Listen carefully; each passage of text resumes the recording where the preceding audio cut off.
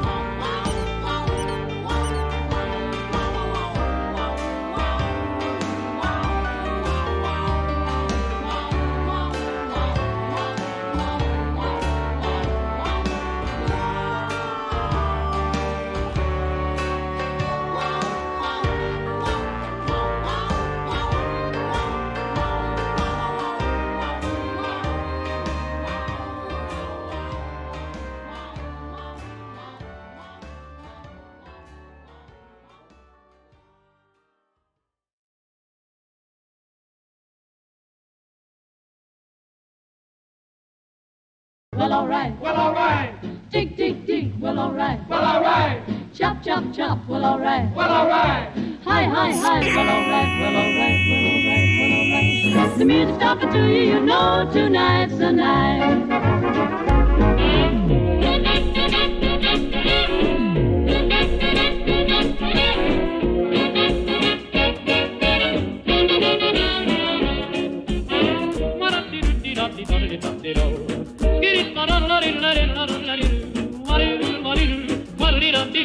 The devil and the deep blue sea. Willie Fana Bariti, Harry Bonelani, Willie Fana Gayati, Harry Betty Harry. Baratiru, Baratiru, Billy the devil and the deep blue sea. I don't want you, but I hate to lose you. You've got me in between the devil and the deep blue sea. Willie Fana Bariti, Harry Bonelani, Willie Fana Gayati, Harry Betty Harry. Baratiru, Baratiru, Billy the devil and the deep blue sea.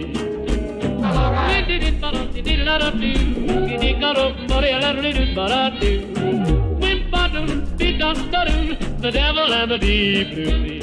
I'm going, I don't know where we're going. Yes, we're going, the only thing I know is going.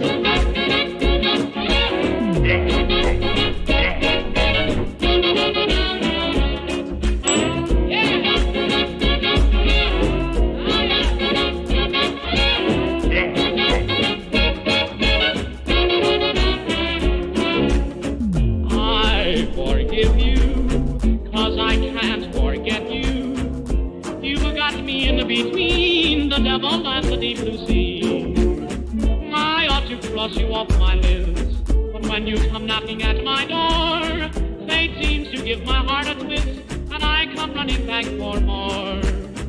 I should hate you, but I guess I love you. You've got me in between the devil and the deep blue sea.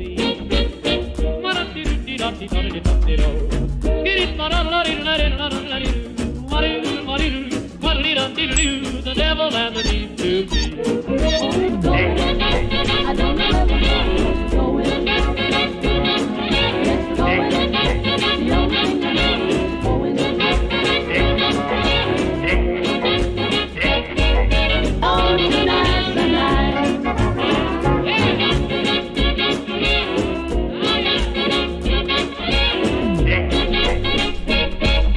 Oh, tonight's the night.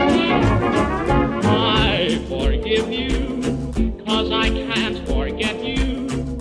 You've got me in between the devil and the deep blue sea. I ought to cross you off my list, but when you come knocking at my door, fate seems to give my heart a twist, and I come running back for more. I should hate you, but I guess I love you. You've got me in between the devil and the deep blue sea.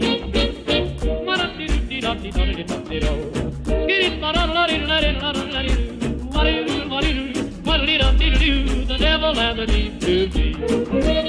Willie Fana Bariti, Harry Bonelani, Willie Fana Gayati, Harry Betty Harry. Baratiru, Baratiru, Billy the devil and the deep blue sea.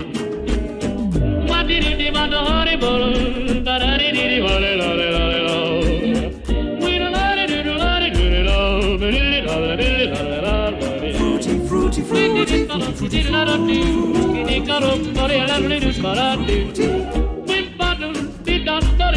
the devil and the deep blue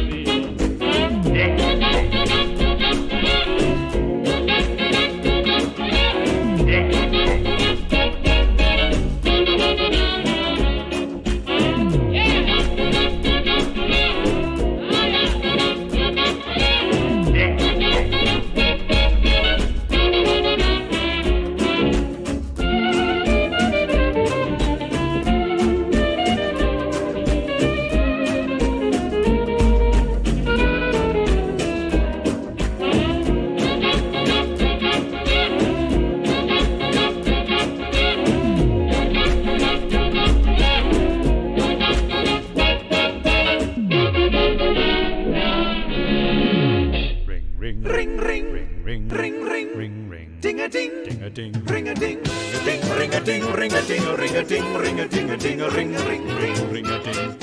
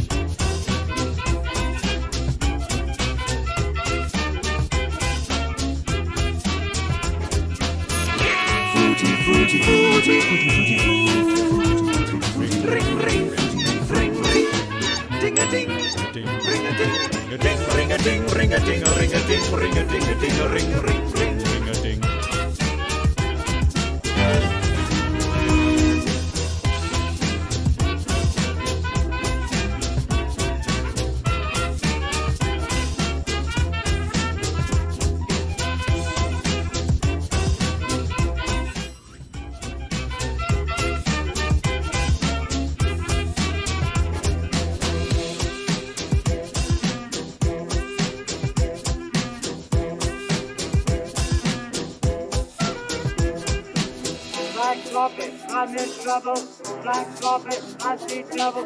Man, man, man, man, I'm not gonna get home. Black carpet, I'm so dizzy. Black carpet, please get busy.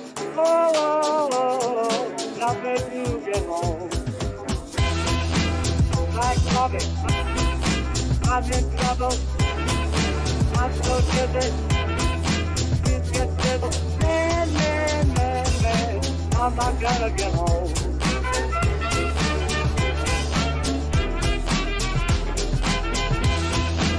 Black carpet, I'm in trouble. I'm so dizzy. Please get busy. Oh, oh, oh, oh, now I'm not gonna get home.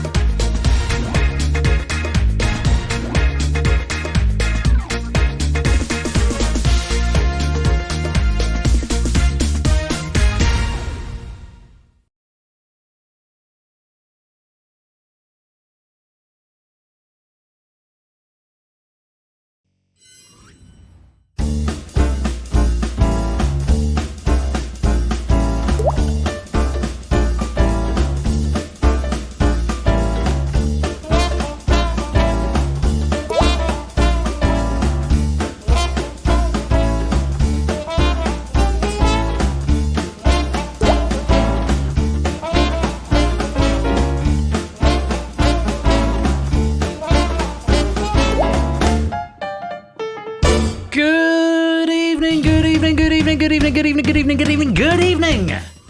Welcome to Game Night on Saturday the 1st of June. Hope everyone is doing well. I think Mark took the high penny score out of Plinko there. Very well done. Welcome to All New Look Data League. I say All New Look Data League. Before I say any more though, here's a message from our sponsor, Plinko. 37 months. Just think by about this point next month, we will have a new Prime Minister. Wait, what you mean we may not? Yes, we may not. Distinct possibility. Thank you very much to the 37 months there, President. Keep them well. Thank you as well to the other subs that came in. Pyro Pygmy, Clive a Legend. Pyro Pygmy coming in at 34 months. Clive a Legend at 54 months. Tremendous support all. Thank you very much indeed. So, New Look Data League. As far as reskins go, this is the one that probably looks most similar to how it used to. Functionally identical. A couple of new things in the app. Make sure you've got the latest version, by the way, if you're on standalone 0.6.4. Sorry, I've got a slice of lemon cake that's just appeared in front of me from my wife, so forgive me while I eat. Very delicious. Anyway, you want to come play Data League? It's now done through the Universal Controller, version 0.6.4. And, yeah, it should be fun. A couple of new features have gone into it, so if you haven't got the latest version of the Universal Controller, it won't work. You're gonna lock up. A couple of technical things just to make you aware of. It's the same game that you know. Round 5, the picture round, you will have to look at the broadcast. There's no easy way to make the pixelated images appear on your devices. I would have to upload the images online, and I would have to include the magic pixelation asset in this app. Next is one I sponsor about the ref. Lemon cake is simply the zest. Yeah, simply the zest. Yes, indeed. Thank you for the 100 bits, Matt. I hope you're keeping well. So yeah, there's a number of reasons that this won't work. The picture round can't work on your devices. So just make sure you look at the broadcast for that round. Everything else, if you're locked out, your text will go red. And apart from that, it's exactly the same as it was. And we'll all have an insane amount of fun. Very grateful to Lingo Maniac for providing the trivia for this game. Great pack coming up, something for everyone, right in the Data League wheelhouse. Thank you as well to Zeus for providing Plinko. Lovely start to the stream. So my computer feels like it's got a bit of wind at the moment. Taking its time. It did a couple of random screen refreshes and then Plinko crashed as I pressed stop. So it saved all the data, which is good, and the pennies you won, but yeah, when I pressed stop build, it died, so fingers crossed, that's the only drama tonight. Let me say hello to you all. Good evening to Mark, Colo, Pruse, Simpsons Angle, Ardenfets, Arun, Battyman, Fluffy Bunny, AB Me, Samster, Lewis, Shapes, Topper 1, Lupai, Stilgard, Lord Hovis, Now Cut That Out, Rotter, Rapunzel, Fluid Fernando, good evening Mr. Vertigo, and Lingo, and Natter, and Silver Electron, Pyro Pygmy, Brig, Apodo, Matheref, Mantissa, Lockibus, Jogging, Puzzle Dan, David Strapty, and anyone else who is lurking, loitering, and lingering in the chat. You are most welcome to be here. Thank you so much for joining us. And don't forget, if you want to suggest a raid message, just type something into the chat, preceding it with a hashtag. You can suggest up to 3, and then at the end of the stream, I will pick my favourite and we'll go and raid somebody. And oh lord, I think it's time for new headphones. It's definitely time for new headphones. Happy Pride Month to all Two of you suggestions come in already. Kappa Pride. Sorry, message from our sponsor Matt the Ref, which I missed because I took my headset off. Headset off. Thank you for the 1,000 bits. That's very kind. Happy Pride Month to you as well. I'll be saying a bit more about that later on in a conflab stream I'm going to be doing with a certain friend of mine that you may or may not know about already. But yes, hashtag ephemeral lemon and hashtag Bristol Pride coming in as raid messages. Keep them coming in, and I'll pick my favourite a bit later on. Data League now, Plinko earlier, and we've got Google That coming up a bit later on. Should be a great fun night. I've written Google That pack. I'm very much looking forward to sharing that with you. Dunk my spoon in the cream. That's the wrong end there. Anyway, lots going on. So yeah, this is new Data League. As Lupine, I think it was, remarked, rip the tap, or F's in chat for the tap. Yeah, the tap has gone to the great Data Leak in the sky. Anyway, that's about all there is to it. This pack from Lingo Maniac, we're going to have a lot of fun, and we're going to get started as soon as this loop finishes, which will hopefully be soon. Yeah, it's doing weird flashy things. I figured out... Oh, let me lock the lobby. It's Data Leak. That's how to play. It's one set of instructions at the beginning, and a message from our sponsor, the Lupine One. Just to warn you, I have eaten an entire bag of Reese's Pieces today. You have no discipline, Lupine. Thank you very much for the 46-month sub, and best of luck with that Reese's Pieces hangover. What was I going to say? Something important and clever. Oh, yeah. The thing where the start bar, the taskbar kept popping up, I fixed that by making my primary monitor my left-hand monitor, which I don't use for broadcast stuff. However, when I did that, I think it's changed something in my OBS layout, which is why the chat was in a weird place. It seems to have changed my Unity template layout, which meant that it didn't open in the way it should. So, a few weird gremlins happening that I couldn't possibly think that I might need to test up by changing the principal monitor, but there we go. We'll get used to it. So, here's how to play. Solve the puzzles as quickly as you can. It's the same rules all the way through the games across the 5 rounds. Clues are revealed every 10 seconds. The fewer clues you need, the more points you win. Get the answer wrong, you'll be frozen out for 8 seconds, and some puzzles may require your spelling to be exact. That's only really relevant in round 4, but I thought I'd mention it now. Good luck and have fun. That's about all there is to it. You ready to play? Brand new, all new look, but kind of looks the same. Data leak. Round 1. As ever, round 1 is 5 degrees. I can't remember what the rules are, but you're going to get 5 clues to a puzzle. You'll get a category at the top, and you've got to solve it as quickly as you can. If you don't know, it might be worth a guess. You get frozen out for 8 seconds, but you're not frozen out completely. So keep pressing if you think you've got an inkling. You never know, it might be right. 5 points if you can get it on 1 clue, then 4, then 3, then 2, and then 1. That's the idea of the game. Good luck to you all. Fingers on devices. And just going to wait for Stravdi to do a refresh, because it looks like he might have been thrown. Yes, they all display on the app. That's the point of putting it onto the app. The only thing that doesn't display on the app is the pictures in round 5. Stravdi, I'm assuming you're doing a refresh there. Has something gone haywire for you? It should just refresh you. I'm going to wait for you to start. There we go. Looks like you've been refreshed. Not sure what happened there, but hopefully it won't happen again. Right, fingers on buzzers, gang. Here is your first puzzle, and we're looking for a company. For 5. It was founded in Albuquerque, New Mexico on April the 4th, 1975. Oh, Shapes and Comes are the first in. For 4, one of its products, a new and now obsolete digital assistant, was named after a video game character. 2, Pyro, AV Me. No, AV Me's joined the lobby. Apollo, Rapunzel, Stradley. Quite a few souls coming in now. For 3, its 2014 acquisition of Mojang Studios, or Mojang possibly, made Marcus Notch Persson a billionaire. For 2, in February 2014, Satya Nadella succeeded Steve Ballmer as CEO. And for a single point, it trades on the Nasdaq under the ticker symbol MSFT.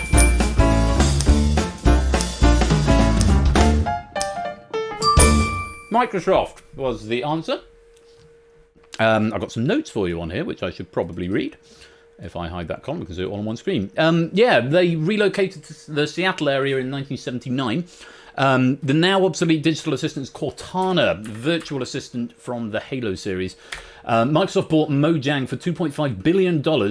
Persson, Marcus Persson, owning a 71% stake at the time, made about $1.8 billion from the deal. Damn good deal. I'd make that deal. Well done if you solve that and you've got yourself some points. Let's drain the puzzle, reorder the board, and move on to puzzle number 2. And we're looking for a country. For 5.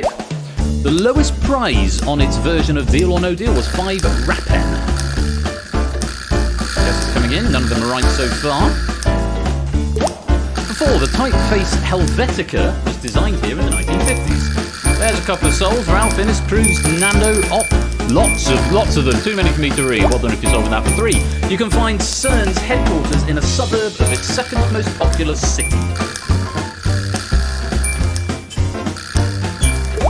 And for 2, the 1965 film The Sound of Music ends with the Von Trapps fleeing to here.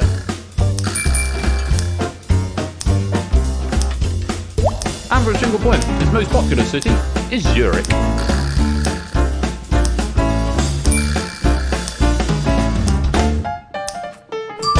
Switzerland is what we're after there. 1 Rappen is worth 1/100th of a Swiss franc. Top prize was 250,000 Swiss francs. Fittingly, 5 Rappen is the smallest coin of the Swiss franc currently in circulation. Helvetica is the Latin name for Switzerland, for those of you interested. CERN's headquarters are in Meyrin, a suburb of Geneva. It's very close to the border between France and Switzerland. Although in reality, in the Von Trapps and Sound of Music, they travelled to Italy. George's birth city, Zadar, was part of Italy at the time, so the Von Trapps could go there without a fuss. As of writing, Zurich has a population of about 342,000. Geneva is in second place with 184,000. Well done if you got that. Power users, by the way, if you want to get my attention, write a message into chat and proceed it with an asterisk. And it will get my attention if you need to mention anything to me at any point. Let's drain that board and move on. Puzzle number 3, we're looking for a natural phenomenon. For 5, it has an emoji at code point U plus 1F308. And for 4, in Greek mythology, Iris is the personification of this. Just a couple of souls so far, a few more coming in now. For 3, its effect is most prevalent at an angle of approximately 42 degrees.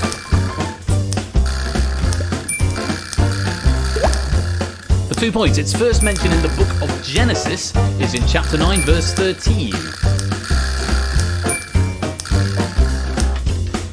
And for a single point, this month a lot of people will be wearing its associated colour scheme with pride.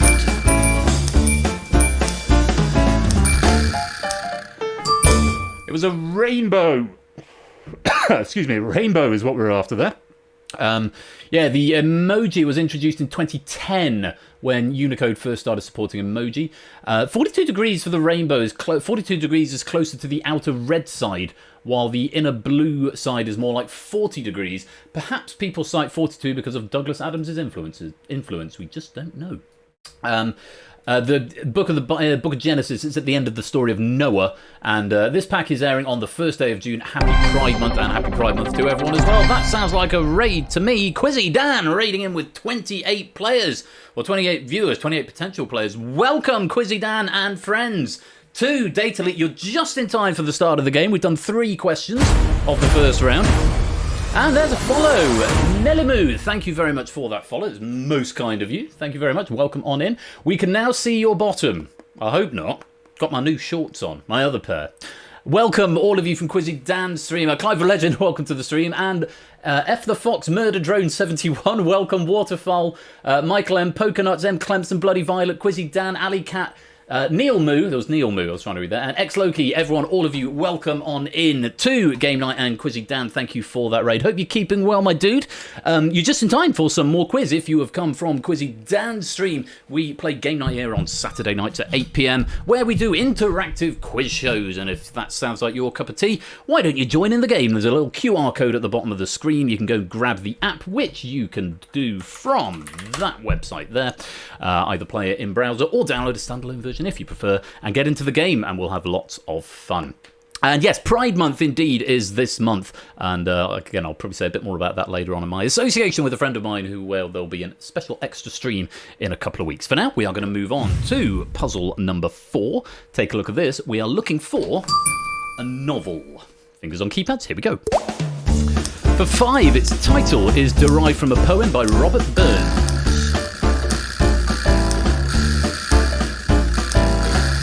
And for 4, it inspired a fan nickname for the Family Guy character who once spray painted the word phony on Peter Griffin's car. And for 3, Mark David Chapman quoted a passage from it when being sentenced for the murder of John Lennon. For 3, tricky one here. Welcome to the game, M. Clemson. For 2, it completes this We Didn't Start the Fire lyric. Brando, the King and I, and... clue if you know your rhymes here. And for a single point, this J.D. Salinger novel was first published on July 16, 1951.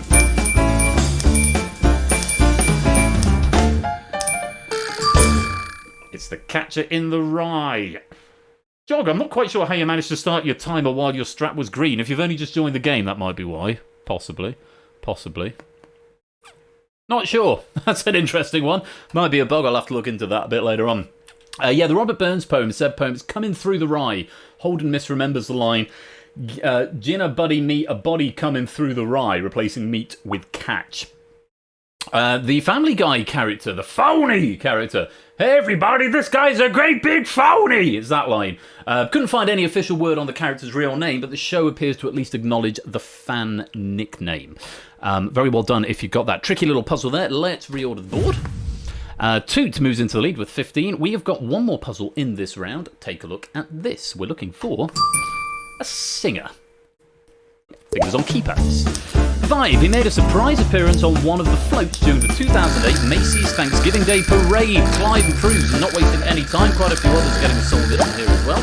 For 4 points, his first studio album is titled Whenever You Need Somebody.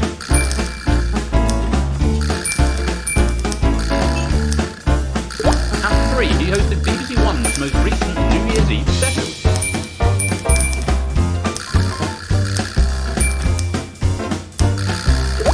At 2, one of his songs, the most popular UK single of 1987, has been viewed on YouTube over 1.5 billion times. And yes, a lot of people said of Mice and Men shapes at the beginning. And for a single point, the internet meme of Rick rolling is named after him. I don't know if we've all been Rick rolled on game night before. If not, it's first time for everything. Rick Astley was the answer. Yeah, the 2008 Macy's Thanksgiving Day Parade on the Foster's Home for Imaginary Friends float. BBC One's most recent New Year's Eve special, he appeared alongside Charlene Spiteri, Rylan and the House Gospel Choir. The 1987 hit, of course, Never Gonna Give You Up. Other popular singles from 1987 include Nothing's Gonna Stop Us Now by Starship, China in Your Hand by T-Pow, and I Want to Dance with Somebody by Whitney Houston, 87. God, that song's older than me, bloody hell. And Rick Rolling, OMG, funniest game night moments ever, says Lingo from his notes. Very well done, most of us managing to solve that one. Let's drain that board, and that is the end of 5 Degrees. And at the end of the round, Ralph has the lead with 19, just a single point ahead of Clive Shapes and Toot, all on 18, and Comes, aka Sampster, and Stravdi both perched on 17. Good spread of scores: 19, 18, 17, 16, 15, 14, 13, 12, 11, 10, 9, 8, 7, 6, 5, 4, 3, all the way down, just 2s and 1s and 0s missing, which is an encouraging start. Nobody managing to eke out the maximum 25 there, but I'd be jolly impressed if you had done. Nicely done. That was round 1. Hopefully you're finding it relatively intuitive and much like it used to be. I think we should move on to round 2. Round 2 is the content filter, very similar to round 1, except this time you are going to be given... I can't remember my own words because I can't read them off the screen anymore because they're not there. You're going to be given a collection of things, be they words or people or things that are associated with a particular thing. And it's your job to work out what it is we're talking about. Basically the same as round 1, except this time generally shorter things. So you might be given a bunch of... songs from an album or actors from a film. The category will give you all the information that you need. Fingers on keypads, everybody, and we're looking for, in our first puzzle, a fictional character. For 5, Lou Albano, possibly Albano.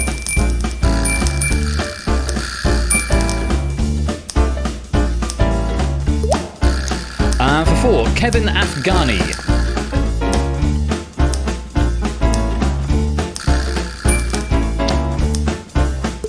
For 3, Bob Hoskins.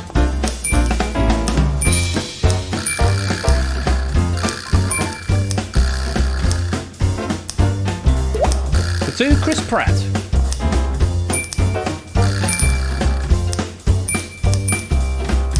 And for a single point,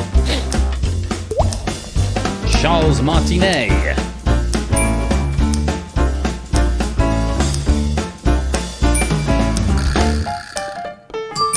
Mario is the answer. They have all played Super Mario in some capacity.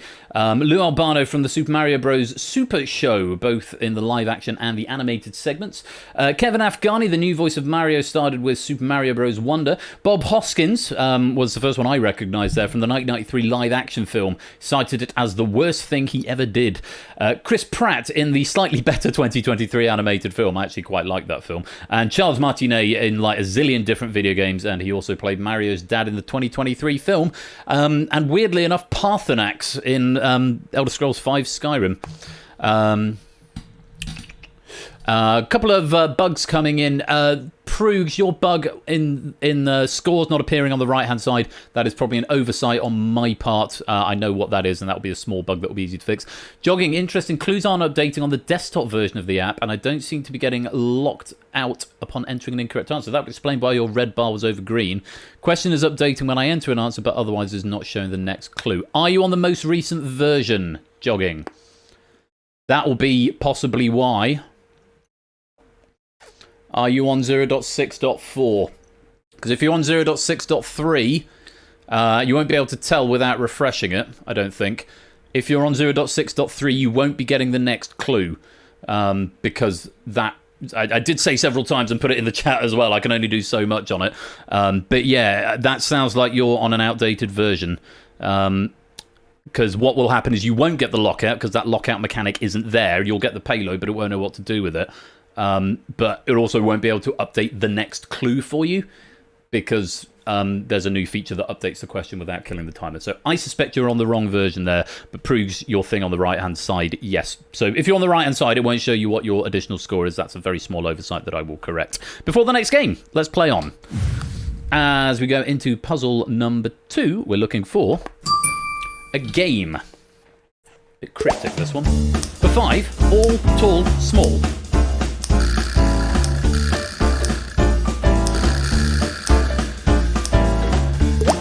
For 4, horn, high, yo. Mark's the first in for 4. Nando getting there as well. For 3, boxcars, triple the field.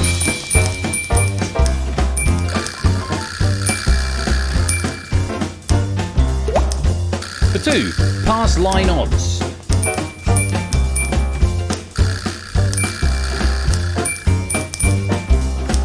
And for a single point, 7 out, line away.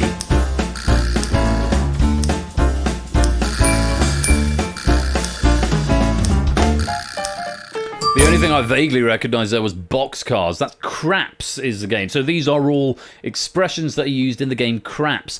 Alt or small, a long shot side bet that says you'll roll every number from 2 to 6 and or 8 to 12 before the next 7. Pays big when it hits, but usually a sucker bet. Horn high yo. A horn bet is a four-way proposition bet between 2, 3, 11 and 12. Since many chip values are multiples of 5, high yo means put twice as much money on yo, craps parlance for 11 to avoid confusion with 7, to make things easy for the dealers. Bets like horn high 3 also exist. Boxcars is 12, so 2 6s. Dice pips resemble boxcar wheels. The field bet usually pays even money on 3, 4, 9, 10, 11, 12. And welcome to the game, Rodage, and welcome to the stream. Lovely to have you with us. And welcome to the community. I see you're a first-time chatter. Welcome, welcome. Where was I? Field bet usually pays out even money on 3, 4, 9, 10, 11, 12. 2 to 1 on a roll of 2 and 3 to 1 on a roll of 12. Casinos in Reno tend to swap the payouts for 2 and 12, and some stingier tables only pay 2 to 1 on both ends. Pass line odds. When you make a pass line bet, you're allowed to back up that bet with an additional bet that pays at true odds, i.e. 0% house advantage, up to a specific multiple, usually 3 times to 5 times of the original bet. And 7 out line away. The shooter rolled a 7 when a point was established. Their turn with the dice is over, and the pass line bets lose, i.e. are taken away. Anyone get that? I'm not really up to date on my craps knowledge, but I feel I've just had a crash course on it. Let's move on. Yes, all will be well. For the record, jogging. If you're still on the old app, if you're able to download the new one and you join on the new app, then you'll be able to carry on with the game with your current score, assuming you're still using the PL jogging account. That would be my advice, because otherwise, if you haven't updated it yet, then yeah, you're gonna not get the clues. Anyway, moving on, we're looking for puzzle number 3, a musical. For 5, run and tell that. Clive getting that.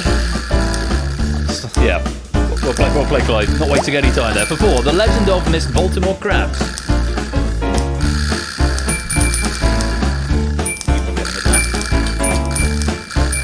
And for 3, welcome to the 60s.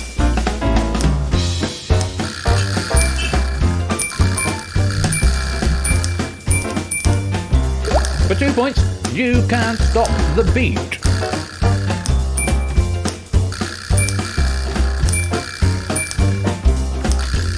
And for a single point, it's Hairspray.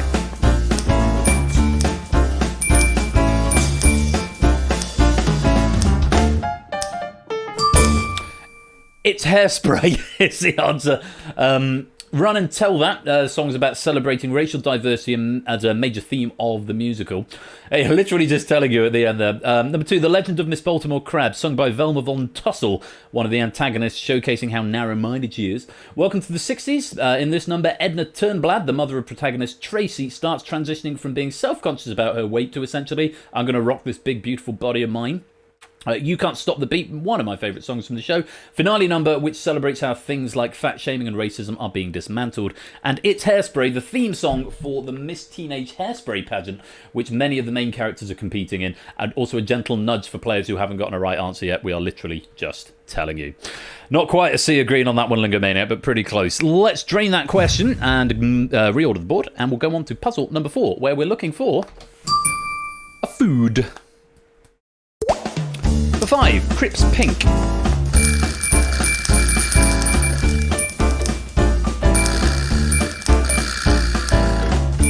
For 4, Cortland.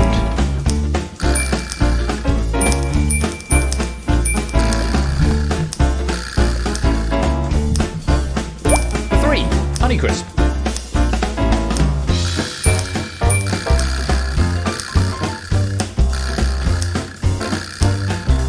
For 2, Rayburn.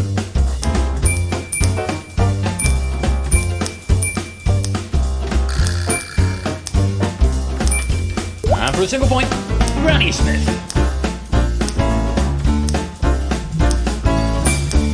Hey, there's our sea of green.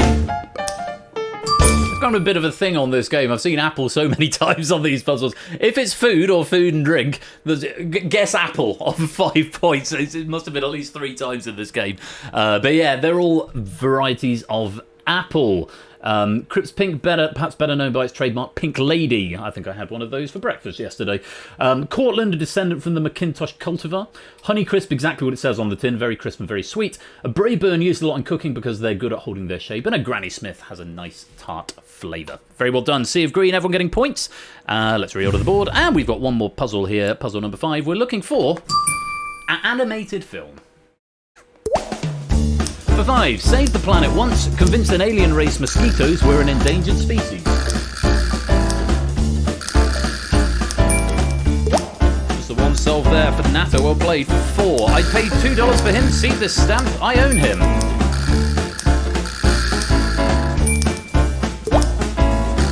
For 3, so you're from outer space, huh? I heard the surfing's choice.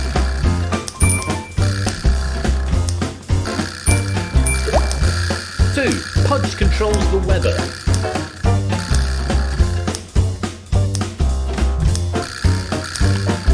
And for a single point, Ohana means family. Family means nobody gets left behind or forgotten.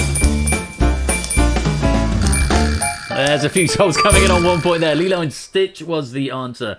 I think these are all lines from the film. Save the Planets Once, convinced an alien race mosquitoes were an endangered species. Said by Cobra Bubbles to Nani. He was elaborating about his previous work with the CIA. Mosquitoes are the subject of a bit of a running gag throughout the film. I paid $2 for him. See this stamp, I own him. Said by Lilo, telling a galactic dignitary that she legally owns Stitch under Earth law. So you're from outer space, huh? I heard the surfing's choice, said by Nani's boyfriend and surfer David to Stitch. Pudge controls the weather, said by Lilo, explaining why she gives Pudge the fish a sandwich every Thursday. It hits harder when you recall that Lilo and Nani's parents, spoiler alert, died in a car accident during a rainstorm. And Ohana means family. Family means nobody gets left behind or forgotten. One of the core tenets of the film. Also, for the record, Alien Pupper is best pupper. Very well done if you got some points on that one. Let's drain it out. Check out the scores at the end of round 2. Toot has the lead with 38. Rouse in second with 37. Clive and Mark tied up in third with 34. Good range of scores from 38 right down to Rodacious on 5, although joining late to the game I think is to be understood a little bit behind. No, that's by design, a Podo Nuevo. I'll tell you about that if you are interested in that, Black. So, in fact, let's say it now, because it's the end of the round, a good time as any. You will notice, if you get a wrong answer, there is a slight delay before the thing comes back to life. The screen goes black, and then your puzzle repopulates. Technical reason for that is because The timer, and I'll keep this under 30 seconds, the timer inside your game is running a separate thread. It's called a coroutine that runs the timer. If I send the payload back out to relaunch the question before that timer ends, because the timer ends when you submit an answer, if I send a payload back out before that timer has stopped, then it will do the weird thing which a few of you might have seen where it will flick between 2 different times, which is very strange. So this was the compromise I took, which is after you submit, there is a 1.1 second delay because the maximum it can take for that timer to stop is 1 second plus 1 frame. So if I wait 1.1 seconds before the next payload comes back out, you will never get that flickering timer issue. That is why it is by design a Podo Nuevo, but thank you for flagging it. Let's go on. Round 3. Round 3 is any other name. In this round, you're going to be given 5 different definitions of the same word. For this round, there is no category because, of course, the things in question may have very different categories. So 5 definitions, 1 word, as Mark has told us there in the chat. Jogging, I don't know if you found the latest version of the app yet, but I would recommend getting hold of it because you'll have a much happier time with the game as a result. So also, it would be sort of fair play if you're actually able to not get locked out. So yeah, 0.6.4 is the one to go with. So 5 definitions, 1 word. What is the word? Good luck to you all. Fingers on devices. And here's puzzle number 1. For 5, a Pokemon move whose Japanese name is Speed Star. Got a couple might get that one. Pokemon move, not Pokemon, for anyone suggesting Pokemon. For 4, a member of the family Apodidae and a close relative of the hummingbird. Saw a couple of these today on a walk. For 3, a programming language developed by Apple whose logo is a stylized silhouette of the above clue. Below clue, that should be. It used to be above, now it's below. Mea culpa, sorry Lingo, I should have caught that. For 2, surname of Anglo-Irish satirist Jonathan, author of Gulliver's Travels. And for 1, surname of pop star Taylor, times 2023 Person of the Year.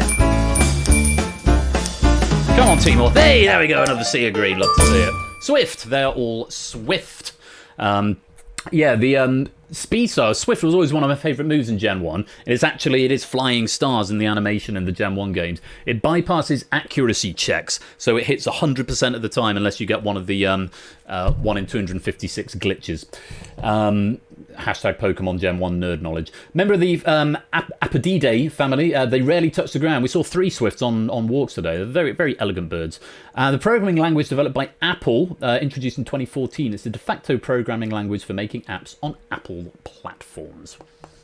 Pokemon finally coming to some years. Yeah, it's good. You get a little bit of Pokemon knowledge here. I like to put some in from time to time. Taylor Seashore, that'd be a good one. Let's drain that puzzle. Ralph retaking the lead, and we move on to puzzle number 2.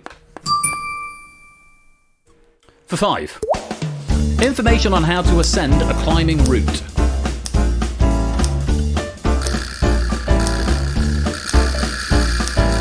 No one for 5. For 4 then, the volatility of a stock.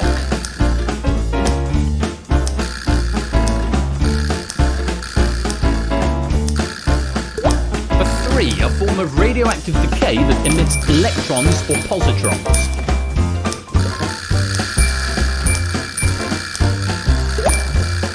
For 2, submissive by standards of toxic masculinity.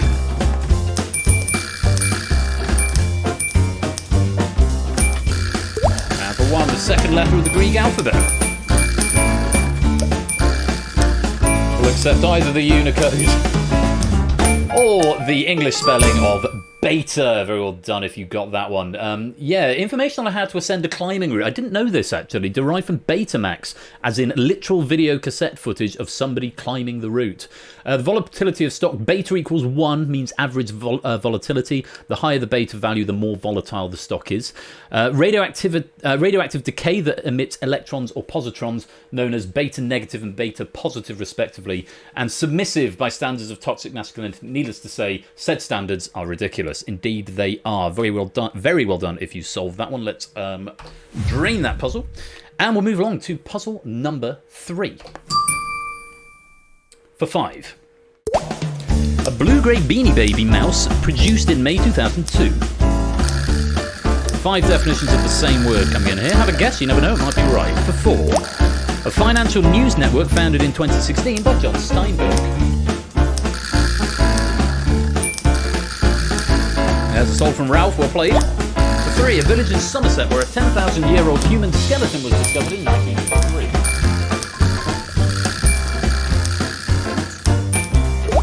For 2, to stack cheese curd blocks on top of each other to reduce their whey content.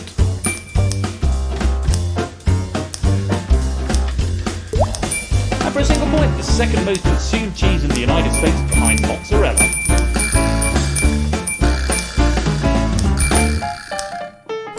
That'd be cheddar. Stravdi just getting an answer in the nick of time there. Cheddar was the answer, as in Cheddar Gorge. The blue-grey Beanie Baby, according to Beaniepedia, was released on the 1st and retired on the 24th of the same month. Financial News Network, founded by John Steinberg, a Business Insider article described it as CNBC for millennials. The Somerset Village, 10,000-year-old human skeleton, he was known as the Cheddar Man. To stack cheese curd blocks on top of each other is cheddaring, so we did also accept cheddaring as an answer. And cheddar, the second most consumed cheese in the US, it's probably the first most consumed in the UK, though I do like a good bit of mozzarella as well. Let's drain, move on to puzzle number 4. Take a look at this. For 5. In digital electronics, a term indicating that the bit has a value of 1. Come on, comp sign majors. No 1. Wow, for 4. In rugby, a verbal cue from the referee indicating that both sides of the scrum may engage. For 3, in Texas Hold'em, a 3 of a kind formed by a pocket pair and a single community card. For 2, in volleyball, to hit the ball upwards to prepare for an attack.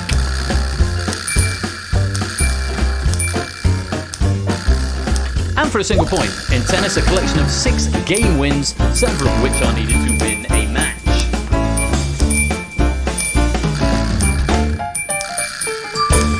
That's a set, that is. Incidentally, when you're locked out, you can still type in the box, you just can't submit. Just to make you aware. And your text will go red when you're frozen out and back to white when you're back in, just in case that wasn't clear. So yeah, set. In digital electronics, the opposite of set in this case could be reset or clear. Clear, excuse me. In rugby, the verbal cue is in crouch, bind, set. Texas Hold'em, 3 of a kind formed by a pocket pair. It's distinguished from trips, which consists of 1 pocket card and 2 community cards. A set is much stronger because more of it is hidden. In volleyball, to prepare for an attack is in bump, set, spike, and tennis, game, set, and match. Fun little extra trivia for you, which isn't in my trivia notes here, but at a time, I don't know if it's still true, there was a time that set is the word in the OED that has the longest definition. Pyro, did you just solve that after the clock was off? That's interesting. Pyro, how did you do that? Tell me, Pyro, because that is definitely a bug. Oh, is it run now? Has it changed shapes? Fair enough. It used to be set. Been crouched by set since 2013. Okay. Shenanigans.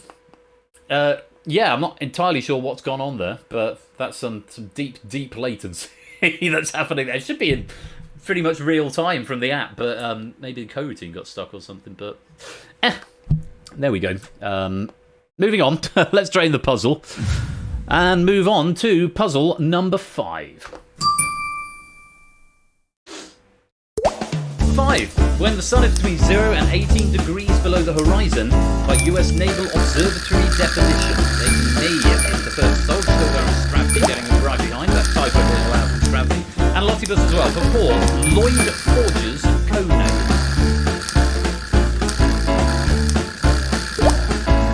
For 3, a 2005 novel series that caused a bunch of tourism for Forks, Washington. For 2, a unicorn voiced by Tara Strong in My Little Pony, Friendship is Magic, Blank Sparkle.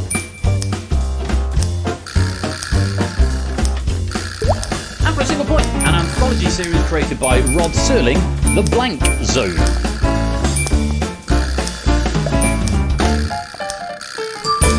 Twilight there, or Twilights, and managing to avoid any Stephanie Meyer information there. So yeah, when the sun is between 0 and 18 degrees, it's split into 3 different types: civil, which is 0 to 6, nautical 6 to 12, and astronomical 12 to 18. Lloyd Forger's codename from the manga series Spy Times Family, and the 2005 novel series that caused a bump in tourism for Forks, Washington. It's about a 4-hour drive from Seattle. That might be the Stephanie Meyer reference, the subtle Stephanie Meyer reference. It doesn't actually say in my citations there. But there we go. Well played if you got some points. Yeah, clue 3. Thanks, Rapunzel. I think I've just realised that. Screen's still there, so I think I went for a solve and got it wrong on last clue, and it reset notes. It gave me option to answer and see if it was a bug or not. I put the answer and see if it gave me an answer. Didn't answer this one's a good point. But that's very honest of you, Pyro. Thank you very much for that. It might have just been a delay. Again, which version of the app are you on? Are you on 0.6.3 or 0.6.4?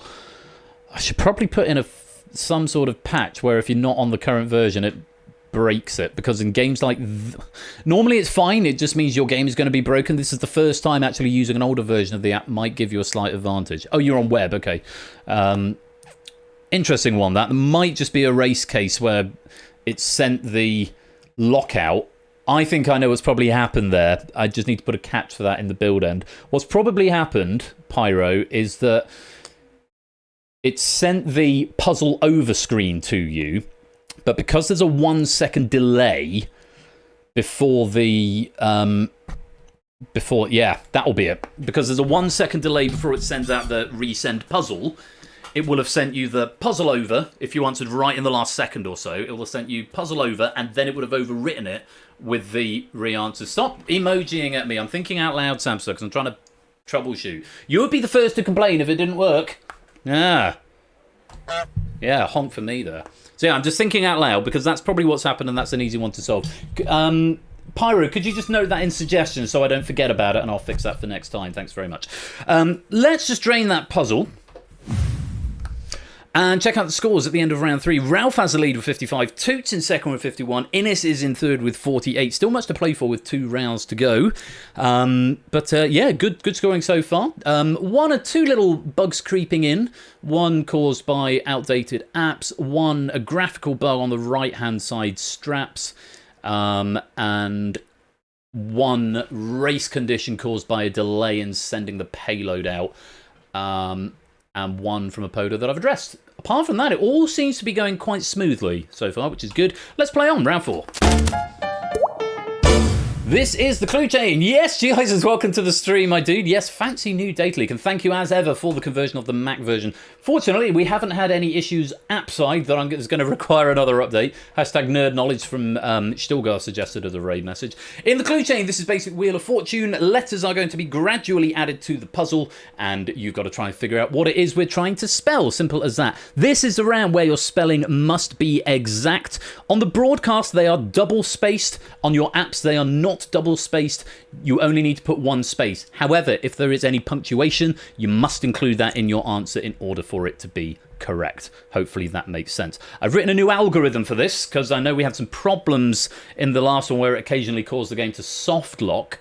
So I've written a new algorithm which is much more stable and should, in theory, always make sure that we start with some letters and we still have some gaps at the end. I know we had occasions where it completed the word on for clue number for 1 point. We should now always have some gaps at the end, but it might be a bit random how many letters are being added each time. We'll see how it plays out. Best of luck to you all. Here's puzzle number 1, and we're looking for food and drink, or maybe one or the other, for 5.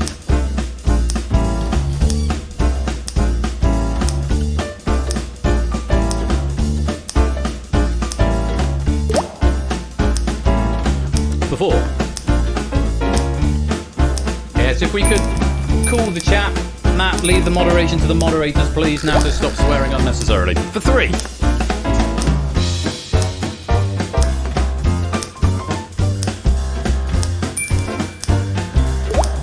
For 2.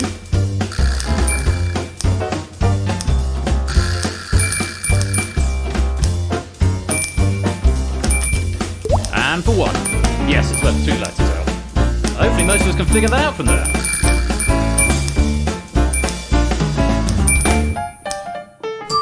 missed out an eye puzzle, Dan. Did you get it on a repeat? You didn't. You got locked out. Bad luck. Yeah, you missed out an eye out of raisin. Cinnamon raisin bagel is what we're after there. Tasty breakfast with a little bit of butter. Lovely stuff. It's all good. We're all friends. No worries. Let's drain it and move on. Puzzle number 2. We're looking for a video game for 5. You will need that apostrophe. Apostrophes are always shown, or non-alphanumeric characters will always be shown at the start of the puzzle, but you must include it in your answer. For 4.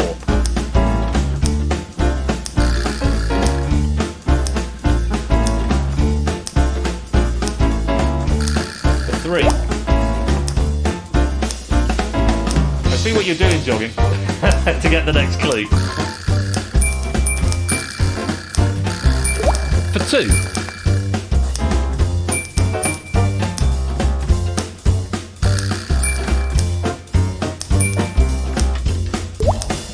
For 1.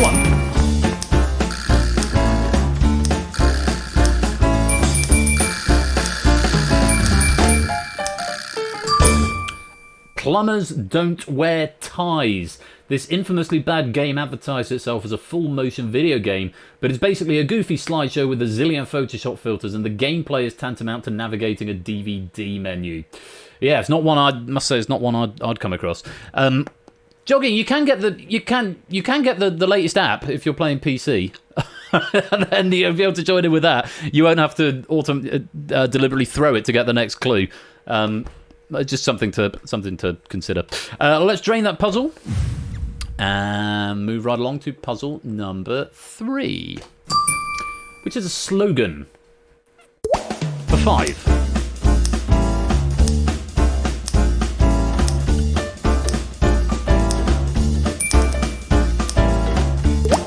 Mark solving there for 5. Well played for 4. Nearly Clive, not quite. For 3.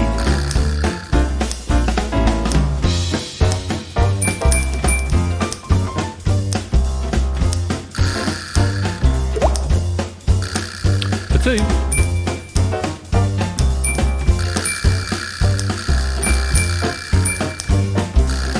And for 1.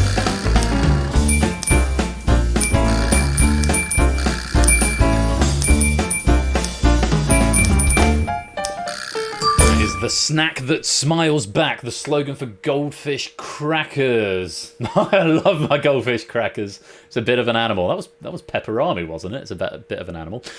Just looking at the suggestions coming in, and welcome to the game, Roy Johnson. Who's Roy Johnson? Roy Johnson 490. Welcome to the game. Lovely to have you here. Welcome to the stream. Proof's just looking at your feedback. I didn't want to double space on the app or include spaces between the underlines for fear that you might think you've got to put a space in between every word, but I take your point. I will have a look at it again and see which one looks better. And Arun has just made the same comment as you, Proogs, and it's been pointed up by Mr. Vertigo. Okay, I will. That's 3 people. I'll get that fixed for next time for sure. And still says end of round. Yeah, that's just a different payload. I can just say next round. That's easily enough. Only show the most recent clue on the app instead of stacking all successive clues. And bring back the tap for Ralph. I'll think about it. I'm gonna have an I think double space in between words and single space in between letters is probably the easiest way to do that. But I will. I'll take a look at that. I'm not going to bring back the tap, mainly because there's nowhere to put it. I'm assuming that's tongue-in-cheek. Most recent clue on the app could do, but I don't necessarily see what you gain from that. And again, it is consistent with the broadcast, which is what I'm aiming for. So let me think about that, Ralph. I'm inclined to go with no on that, but let me think about it. Yeah, let me think about it. Let me think about it. Moving on, puzzle number 4. We're looking for a jazz standard for 5. You will need that apostrophe in your answer. Goldfish Crackers proves is the answer there. Very well done, Apoda. For 4.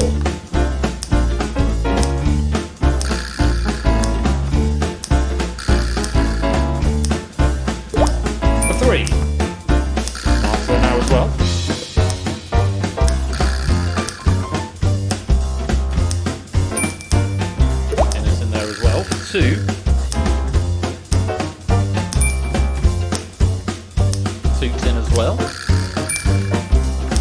Lucius has got there, and for 1.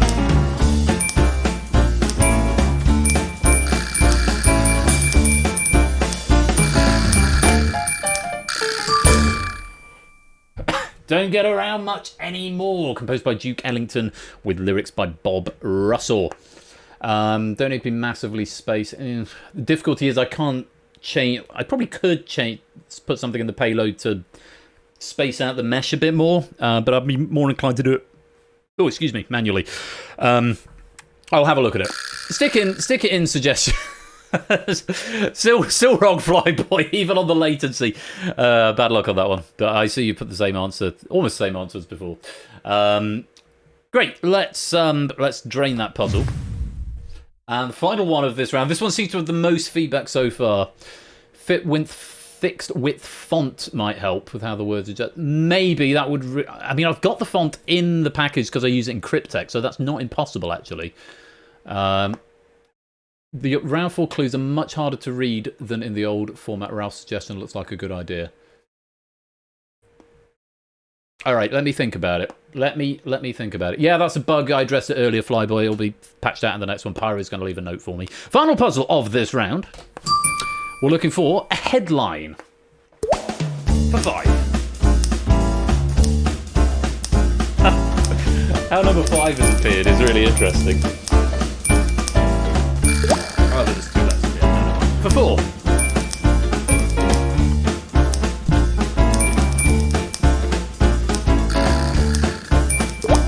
For 3.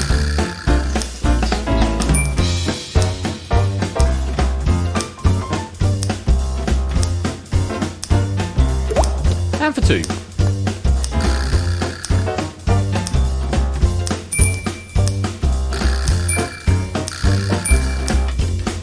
And for a single point now.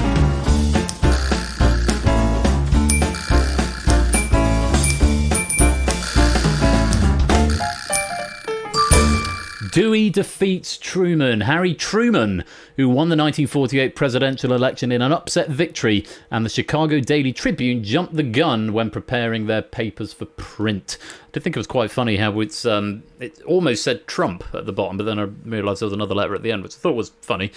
Truman and Trump.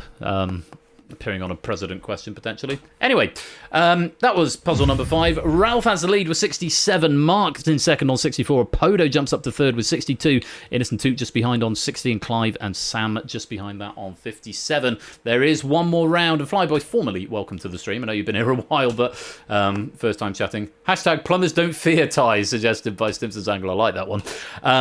One more round. It's round 5. It's all a blur, and you'll notice the picture box has appeared.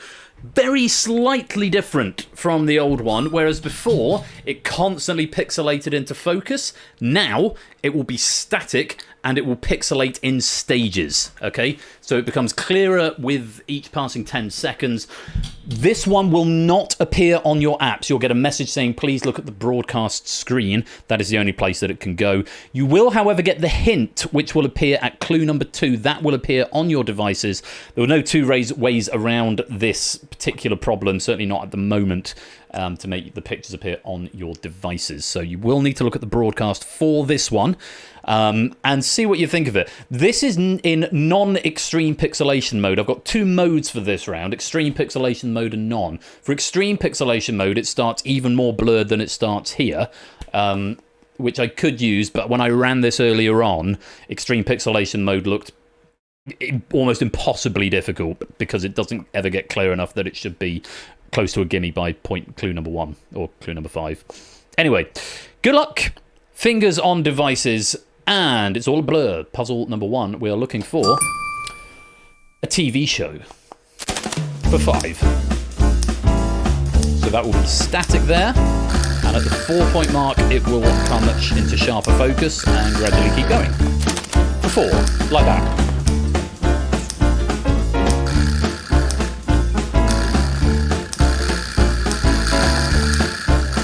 For 3. Might be a couple getting it here. There we go.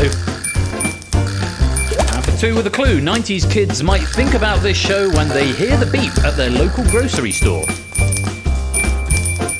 There we go. And for 1.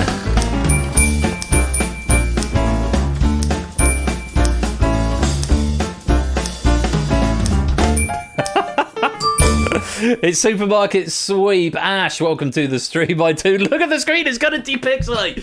Yeah, that feels much better to me because it just sort of comes in stages. Dale went, yeah, I heard he's dead. Rip. Sad day for the light entertainment industry, although it was in 2017, I think. Anyway, that is Supermarket Sweep because they think about all the fun they could have. What? Because they think about all the fun they could have on Supermarket Sweep. 90s kids might think about this show when they hear the beep of their local grocery store because they think about all the fun they could have had on Supermarket Sweep. There we go. Let's drain that puzzle. Ralph with the lead. Oh yeah, it does that. It depixelates or repixelates on the way out. Ralph with the lead with a very nice 69. And Apodo in second, tied with Mark on 65. Innocent 2 tied in third with 62. Let's go on puzzle number 2. We're looking for a landmark. Pixelate the podium. For 5.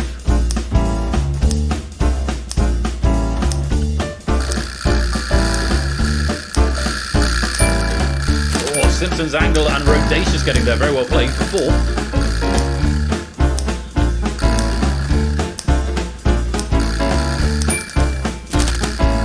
Got those well for 3.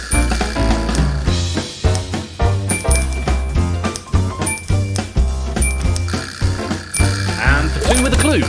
Located about 15 kilometres north of Botany Bay, this UNESCO World Heritage Site might be more recognisable from a different angle. And for 1.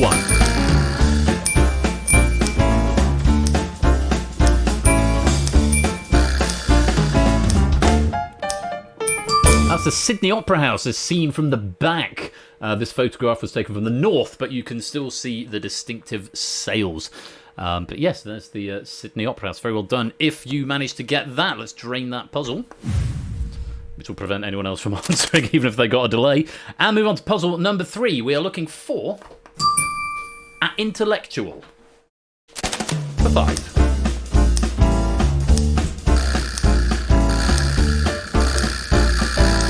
This one's tough, I think. For 4. I is intellectual, said Quizzy Dan. I is too. I is also the 9th letter of the alphabet. For 3. S-M-R-T. I mean S-M-A-R-T. No one getting it before the clue at 2 then. Identifying this Italian mathematician should be as easy as 1, 1, 2, 3.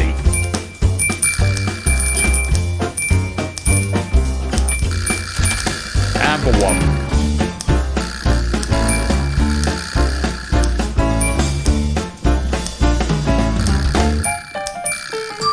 Leonardo Fibonacci. Yes, the Fibonacci sequence, of course, starting 1, 1, 2, 3. The subsequent numbers of the series are the sum of the previous 2. And yeah, Fibonacci, full name Leonardo Bonacci is actually what he was known as at the time. Leonardo Pisano Fibonacci, or Bigolo Pisano is the name, or Leonardo of Pisa. I think in the common parlance, Pisa's more famous for its tower these days. Let's drain that puzzle. 2 more in this game. That was also wrong still. Oh, yes, I see you. You typed a fake answer. Yeah, again, still got. No, you said you're on WebGL, aren't you? So, yeah, I think that's probably just the delay. Makes sense because there was an answer that came in just before the answer was revealed. So, yeah, that'll get next. Puzzle number 4. We're looking for a film. And there we'll learn that spelling today. It's not the day. Shouldn't need to be exact on this one. For 5, anyway. 4. I can see all your answers going in now. I'm thinking, yeah, it does look a bit like that, doesn't it? For 3.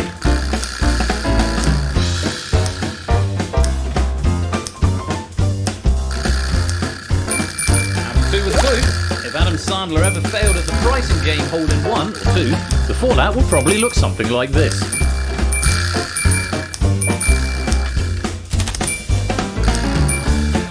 And for 1. What's the film?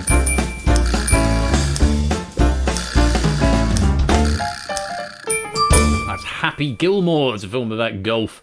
From Adam Sandler's Twitter shortly after Bob Barker died. Loved him kicking the crap out of me. He will be missed by everyone I know. Thanks for all you gave us. Yes, Bob Barker, legendary host of Price is Right, and there in a cameo appearance in the 2002 film Happy Gilmore. Something like that. Might even be a bit earlier than that. Was it late 90s? I can't remember. Anyway, Happy Gilmore was the answer. Let's drain that. And with one puzzle to go, Ralph has got a clear lead of 4. Podo and Mark are both on 71. Toot is on 69. Race on for the gold, silver and bronze medals. Innes on 66. Sterling with a fighting chance for a tied silver, potentially. Good luck. Here is puzzle number 5. We're looking for a prize. Goodbye.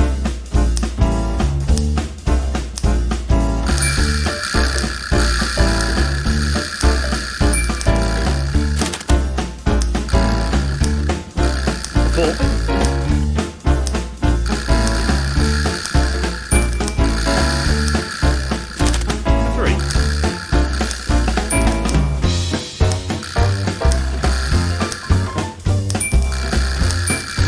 And to do with clue. Not to be confused with those stainless steel tumblers that we've been seeing all over TikTok. Bloody hell, Nando, did you get 5 on that? Good game. And for a single point now.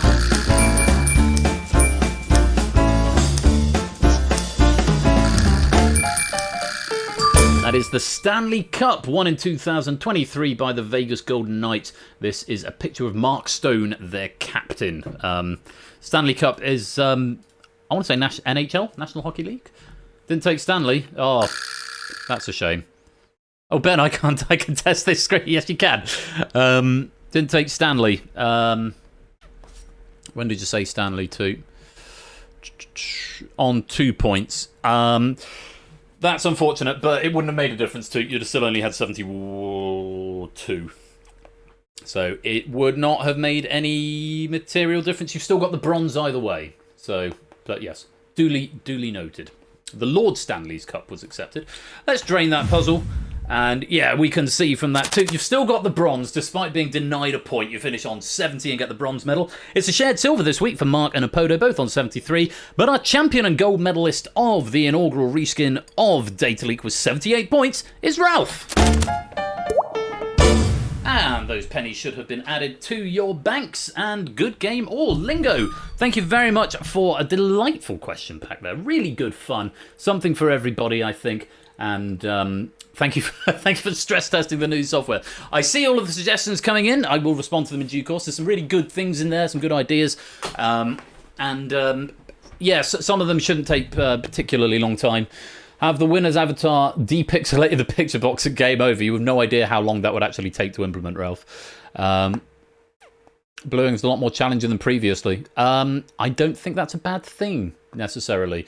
To Kolo's point, my logic on this is that this actually balances it a little bit more, because people who have more latency, so who are further behind on the stream, were seeing clues, we're getting information sooner. With it being in 10-second discrete blocks, I feel like it might be slightly more balanced, but I look forward to reading some more feedback from you. I know what was wrong with how it worked before, the coach in the Easy 5. And Rodage, thank you for that follow. I see lots of people upvoting Colo and Samson's comments saying that it's too challenging now. I can maybe look at the levels a little bit to tweak them at 5 and 4. Say it is still slightly fine tuning. I was never particularly happy with the constantly unraveling pixelation. So I thought I'd try something different. There is an argument to say maybe it's new, so I don't know it. Maybe I need to dilute those early levels just a little bit. That wasn't even extreme pixelation mode, so yeah. One to be discussed in the fullness of time. But thank you all very much for playing. I hope you enjoyed that, and thank you to Lingo for providing. We've got Google That coming up after the break. I'm going to go to the camera before I go to a break. But thanks all very much for playing Data Leak, and I will see you after the credits.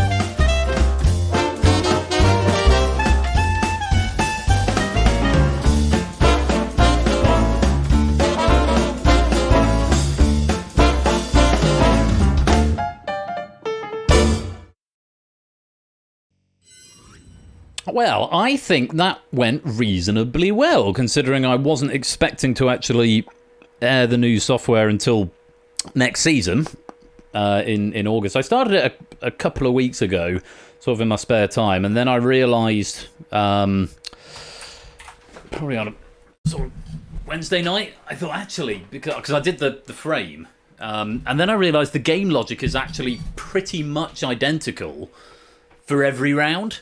So there wasn't a huge amount to do. There was just a couple of little tweaks out to it. I now compile the clues for round 4 on the question decompilation rather than in real time when the question loads. And there's a slightly different coroutine for round 5. But apart from that, it's basically the same game for all 5 rounds. So actually it was a relatively fast implementation. So yeah, that is Data Leak is not due again until next season. We've had 2 games this season, so we'll be coming back next season. I do look forward to reading the feedback in more detail. There's definitely some valid points in there. Feel free to say things that you like about the new version as well. But I will take it all under advisement and make the changes where necessary and appropriate, ready for next time. But my impression is that it worked quite well. Now, coming up after the break, we have got a pack of Google That. Now, this pack has been written by me, and it might be my greatest work yet. So we'll see what we think. The next game, and everyone listen carefully, the next game is played through Hackbox. Hackbox, not the app. If somebody sends a suggestion message saying, the app crashed when I tried to join with the room code, because the app does that on WebGL, because WebGL is WebGL. But if someone sends that message to me, I've explained it here. It is Hackbox. It feels same for it. Sorry. Don't forget to download the latest. Don't forget to subscribe to the latest Doctor Who YouTube channel or something. No, you don't need to download the latest version of Hackbox. This is done through hackbox.ca. Google That, I think, is going to be the last one to get the treatment over to the Universal Controller. I think it's the last of the main games. There's then Battlefront as well on the back burner, and then maybe Hacker and maybe Steeplechase, if I can be asked. And if they're going to come back with any regularity, it might just not be worth the effort. But yes, Hackbox. So get your Hackbox devices ready and go get yourself a drink, stretch your legs. I'm going to play some adverts, so if you're not subscribed, you will see some adverts. But don't worry, we won't start the next game without you. Google That, as written by me, coming up very shortly. Don't touch that dial. We'll be right back.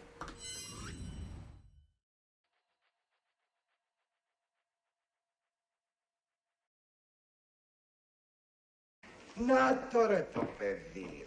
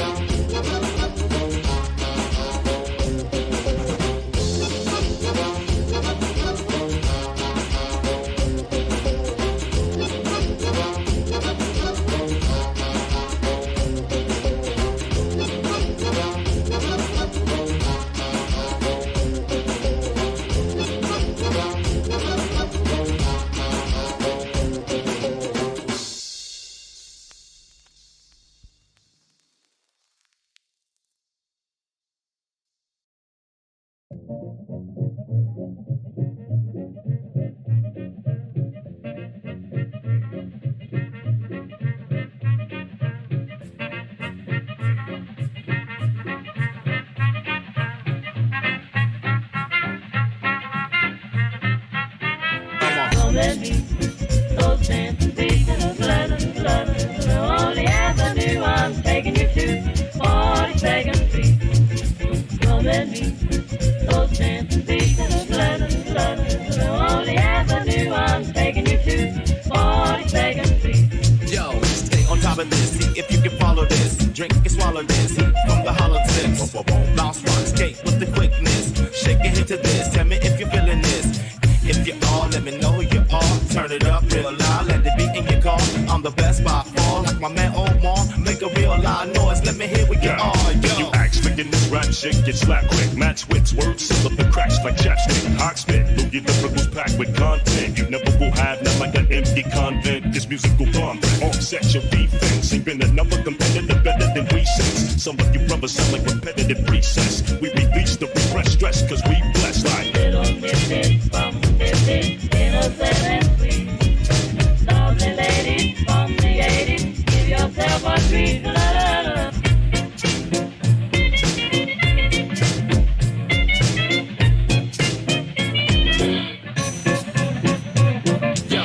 reverse the rhetoric, y'all need a sedative. My sound superlative, you're more murderous. You know you heard of this, J5 sickness. Bump it when you lift it, put us on your wish list. We make it hot since it's the dot. Period, we serious, boy, you know what we got. Shit, hot heat, these Eric Rico beats, they vibrate the streets, so please press repeat. Come and meet those dancing feet. Only Avenue, I'm taking you to 42nd Street. Ride, ride, ride, take 405. Where the whole world needs success and defeat. 42nd Street, hardy, gaudy. Etiquette, fly nigga etiquette. Dress elegant, but never talking arrogant. We get together with our inner city relatives. With no embarrassment, I'll tell you where the party is. Variety and pedigree, old school melody. Pump what you telling me, you feeling it, then let it be. Yo. This is a jam, isn't it? Yeah, my dog's barking at the vacuum cleaner, it turns out. Do you like, by the way, I've got the Google That in the Google That colours. Sort of, as close as this thing can get to the Google That colours. Yeah, so Google That coming up. Remember, this is playthrough Hackbox. Hello. Yes, playthrough Hackbox. Trivia written by me. Should be fun. I think it'll be fun. I came onto this camera to actually say something before the game began. That was it. Stuff that is coming up. I'm going to do it now rather than saving all the continuity till the end when everyone disappears. And then they don't hear important things that are coming up. So, excuse me, we're at episode 9 of 10, 11, 12, 13 this season. Next 2 weeks, business as usual, the 8th of June and the 15th of June. 22nd of June is going to be Big Break Live. I will be having some special guests here. We'll be set up in the game room, and that's going to be an enormously fun evening. So Saturday the 22nd of June, don't forget, Big Break Live coming to game night. Gonna have a great time there. 29th of June is the season finale, and then I'm off for 2 weeks. I just want to give you this information because I've given it to the question writers already. I'm going to be off for 2 weeks and then returning on the 15th of July, I think. What did I write down? 20th of July. So 20th of July is going to be the start of season 15. God, I'm losing track now. Season 15 starting on the 20th of July. So I'm taking 2 weeks off, 2 Saturdays, and then I'll be back. Big announcement, by the way. Where's the cue ball going? I know, right? There's going to be a lot of that, I imagine. Big announcement for season 15. I am introducing a new stream to the schedule. I'm going to be going back to 2 streams a week. Things at work over the last 18 months have, whilst we're busy at the moment, I'm more into routine with things now. And so I'm reintroducing a second stream. And it's going to be on Thursdays at 8 o'clock. And I'm going to be calling it Throwback Thursday. Now, the idea of Throwback Thursday is that whilst it gives an extra stream on the schedule, it actually reduces some of the overheads in terms of content creation and admin, because we're going to be playing legacy packs. Now, I've approached the writing team about this already. Oh, look, I'm at 1,100 followers. Woo. So yeah, it's going to be old packs from previous seasons, probably season 10 and earlier, which have had a chance to dissipate in people's memories, and also for any new people who've joined us since after that, they'll be seeing it for the first time. So it's going to be a short stream, probably keeping it to an hour, no warm-up game, and just a single game, apart from one or two exceptions, including the first one, which I will tell you all about in due course when I publish the schedule for season 15. But just a single game of an old legacy pack, which from an existing writer in the community. So those are going to be Thursday nights at 8 p.m. And those are going to be starting on the 25th of July. So Saturdays and Thursdays at 8 p.m. from next season. Very much looking forward to that. And pieces are moving towards that workflow already. So yeah, two streams. Thursdays at 8, strange time to stream. I know, who'd do something like that, Topper? Am I right? Yeah, I'm sort of moving into that particular time slot, or moving back into that particular time slot, because I think I used to have it way back when. Anyway, yeah, so that's coming up season 15. So a few things to look forward to. 2 streams as normal on the 8th and the 15th of June. Big break live on the 22nd, and then season finale on the 29th. Season 15. One more thing. Now that Huds has posted about it, I feel like I can tell you here. On Friday, I know, unusual stream day for me, but Friday the 14th of June, which is 2 weeks on Friday just gone. Is it Friday the 14th of June? It must be. Yeah, 2 weeks yesterday, because it's Saturday today. God. Friday, I know. For what it's worth, I had mentioned it to Bash already. I've mentioned it to Bash already. He's not hearing it here first. That would be very rude. Yeah, I am doing a collab. Yeah, 13 days. Bloody hell, that seems very soon. I'm doing a collab stream with our great friend Huds601. Let me give he a shout out. Shout out Huds601. Great guy. So he's streaming now. There's a non-zero chance we'll go and raid if he doesn't raid into us, which is not impossible, but I'm not gonna guarantee that. But I'm going to be doing a collab stream with him, as we have done every year for the past 3 years for Bristol Pride. He does a month of special streams in June over on his channel. He's a Sonic speedrunner, for those of you who aren't aware. This month we are once again doing our collab thing, and it's going to be on Friday the 14th of June. We'll be starting on his channel, and he is doing a Sonic Classic Trilogy casual speed run with a twist. I'm going to be involved in that. It's not a race this time, but I think he's mentioned it, so I can. I'm going to be getting the piano back into the office, and I'm going to be accompanying him with live music, which might be a disaster, but it should be a lot of fun. So we're starting there. And then we'll be coming back over to this channel, the usual channel. Probably, I think we're starting there at 6, I want to say. So we'll be coming back here about 9. I'm hazy on the time. I could probably go and look in his server, actually, because it probably says in there. Are we starting at 6 or 7? Let's have a look. Stream schedule for Huds. We're starting at 6. Starting at 6 on Huds' channel. He says it's about 2.5 to 3 hours. So I reckon we'll be back over for the Game Night Sonic special by about 9-ish on the 14th of June. Okay, so that's an extra one. It's not on the in the What's On guide in the server, which if you're not in, what are you playing at? Come and join us immediately. But yeah, 14th of June, 2 weeks yesterday, special Pride stream with Huds601 for Bristol Pride. So make sure you're there for that. I'll be banging that particular. In fact, I've only got one more stream after this one to bang that particular drum. So I'll make sure I mention it in the Discord as well. And all will be well. So, lots of things to look forward to. 2 more regular Saturdays, charity stream with Huds, big break live, season finale, 2 weeks off, and then season 15 with a new stream, Throwback Thursday. Hopefully that is all the messages. Shall we do some quiz? I think we should definitely do some quiz. It is time for Google That. It has been written by me, and do hope you enjoy it. Remember, this is played through Hackbox, not the Universal Controller. I think this is the last one to still be done through Hackbox, apart from the last feature game anyway. It's a couple of warm-ups, I think. Battlefront still is. But anyway, it's Hackbox, so get it loaded, and we'll play some Google That.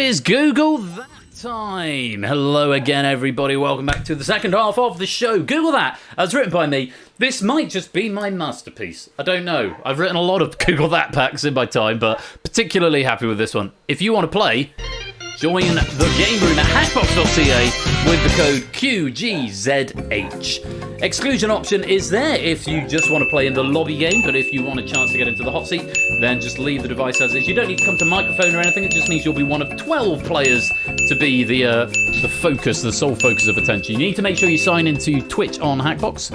Quite a few raid messages coming in here as well. Plumbers don't fear ties. The one where everyone saw your bottom. Dale Winton is dead. Will you dance with me? Repixelates. The price is wrong, Bobby. Bark box. Data leak. Information celery and hashtag Sonic Pride colours. All potentials for raid messages. Keep them coming in if you like. Hashtag and then your message here. But in the first instance, do come and join this game lobby if you would like to come play Google That. Make sure you get signed in on hackbox.ca and sign in with Twitch as well, top right hand corner, for a question pack that's been written by me. I'm being a bit steady coming to join the lobby, so I'll give you a couple of minutes.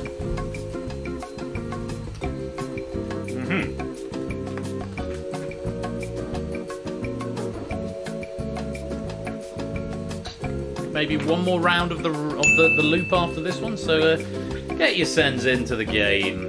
You know it makes sense. Nearly up to 5, 10, 15, 20, 20, nearly up to 30 now, which is nice. I'm very grateful as well to Now Cut That Out, who has proved this pack for me too. Are you here tonight too? I don't know if I've seen you. If I look at my chat, it will tell me. Well, if I have seen you and I forgot, then I'm sorry, but if you are here and I just haven't seen you, then you've got power user privileges, so if I need a ruling on anything, then let me know. Do pixelate before you repixelate. Why? Okay, 30 people in the game. 12 of you will be drawn into the hot seat game. And I'm going to give it one more loop of this theme, so come and join now if you want a chance to play.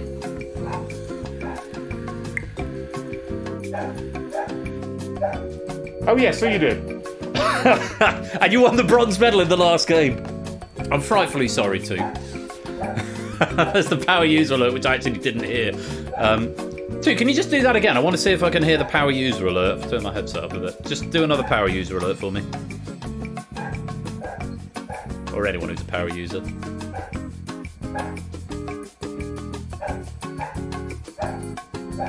Anyone want to do a power user alert for me? Anyone? Power users are users who can type messages that get my attention, Matt. No speaking involved, Rotter Rapunzel. It's all just done through Hackbox. No one's going to do one now. Pennies, they are the internal channel currency, Roy Johnson. They're basically lottery tickets come the end of the season where you can win a couple of spot prizes, but largely for bragging rights, but they do have some conversion power later on in the season. Yeah, lottery tickets at the end of the season. But no speaking involved in the hot seat game, so no one's going to power use it. Can I power use it myself? I've got myself on ignore all interactions. Yeah, I built a new stream control map, so it means if I have a moderator or a proofer in the chat, if they put an asterisk at the front of a message, then I get a little alert on my control where I can see the message quickly, rather than having to filter through the chat. Can't figure it out. You need to sign into Twitch in the top right hand corner of Hackbox, Flyboy. Welcome, Jez. Ash or who have I got in power users? Not a cat. Welcome to the stream. Ash or Score or Colo or Dev or Block or Ape or Lewis or Toot or Nando. Any of you, can you do? Oh, can you do one more, Ash? Because I was talking and I didn't hear it, which is probably a bad thing.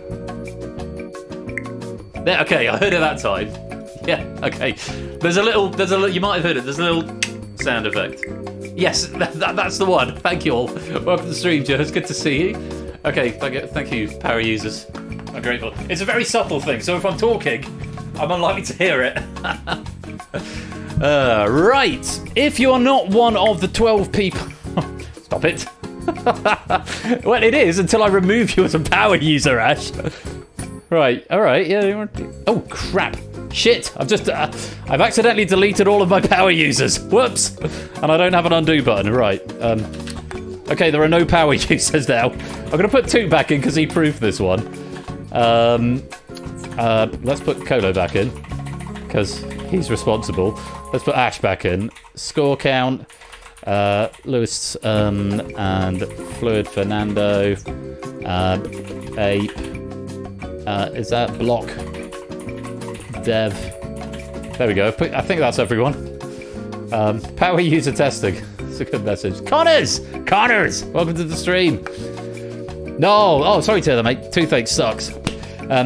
Yes, all equal power. But no, I put the power users back in. I think I put everyone back in. Right, that's enough of that. Let's get on with the game. Let's get on with it. Oh, Flyboy. Well done, you made it in. Let's get on with the quiz.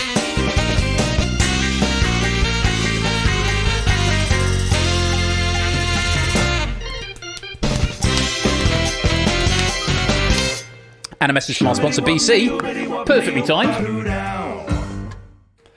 Thank you for the 14-month primary subscription there, BC. No message from you, but very grateful to you for the support. It's Google That. It's been written by me, and let's pick our dynamic dozen. Tonight, they are... in no particular order. We're going to start in the middle on the red podium.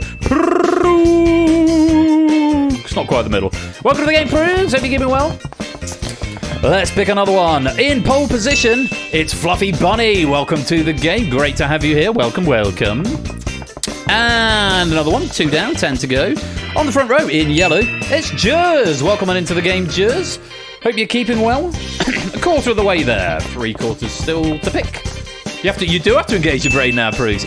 Up in the top right, it's Matt the Ref. Welcome to the game, Matt. On the top row, that's where you want to try and stay for the duration of the game. Best of luck to you tonight. Over on the far right, there's Flyboy. Last one into the lobby, but he does get chosen for the game. Welcome on in, Flyboy. Good to have you here. Round we go, a little bit further. Gliding overall, that's Mark on the top podium in the middle of the back. Welcome on into the game. And I think we're about halfway there. 1, 2, 3, 4, 5, 6. Yes, the second half then. Front and centre, it's Battyman 2012. You get your name and lights, Battyman. There you are. Welcome to the game. 5 more players need selecting on the middle row. We're getting Mr. Vertigo in. Welcome on, Mr. Vertigo. Lovely to have you here. Hope you're keeping well. Welcome. 4 more podia that need filling over on the left-hand side in blue. There's BC. And again, thank you for that Prime subscription, BC. Lovely to have you in the game. Welcome. 3 more podia that require filling. Who's it going to be on the front row there? It's AB Me on the yellow podium. Welcome to the game. 2 more. We've got Corbin Corner, and we've got the last one on the right in the middle row. It's Corbin Corner first, and it's going to be Clive. Welcome on into the game, Clivo. Lovely to have you here. And 1 final podia that needs selecting over on the right-hand side. It's going to be Brig B. Brig, welcome to the game. Lovely to have you all here. I hope you're ready to play Google That tonight. I love that bit. I love that little monologue bit. That's it. That's our show. Thanks very much for coming, everyone. Take care. Peace out and good night. Nah, imagine if I was really like that. I've made that joke a couple of times, but anyway, it is time for Google That. The pack has been written by me, and I think we're all going to have fun. The questions are easy, but the answers, not so much. Let's see how we get on. Round 1. Google That's got its own profile. Round 1 is the early bird. Answer the multiple choice question as quickly as possible, but I implore you to take your time to read the answers, because the question might seem easy, but the answers maybe not. Fastest correct answer will get themselves 10 points. Subsequent correct answers earn 2 points fewer than the previous scorer. After the 5th correct answer has been received, the remaining players score no points whether they are right or wrong. Simple as that. In the lobby game, if you're playing along, I think the first 3 get 10, and then the next 3 get 8, the next 3 get 6, the next 3 get 4, the next 3 get 2, and so on. Long and short of it is, give me a right answer, and give me a right answer quick. 20 seconds per question. Best of luck to you all. Fingers on buzzers. Here is question number 1. Which of these US presidents represented the Republican Party? The one assassinated by Lee Harvey Oswald, the one after whom teddy bears are named, the one who did not have sexual relations with that woman, or the one who served more than 2 terms? And BC, welcome to the stream.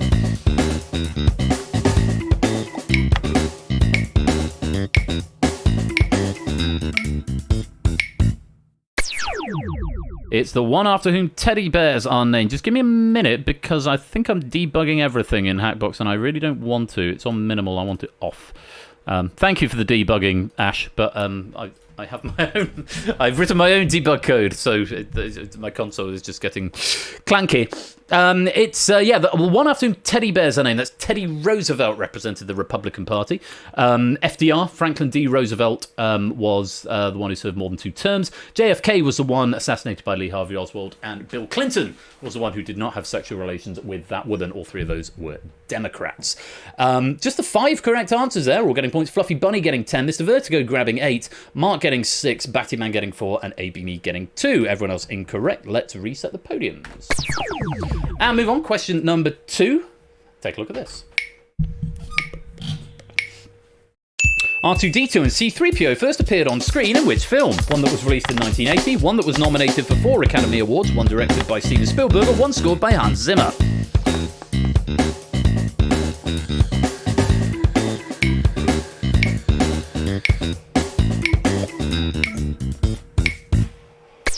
The one that was nominated for 4 Academy Awards. It didn't win any, but it was nominated for Best Picture, Best Director, Best Supporting Actor, Alec Guinness as Obi-Wan Kenobi, and Best Original Screenplay for George Lucas. Star Wars, incidentally, is a film. 1980, that was The Empire Strikes Back. That was their second appearance, not their first.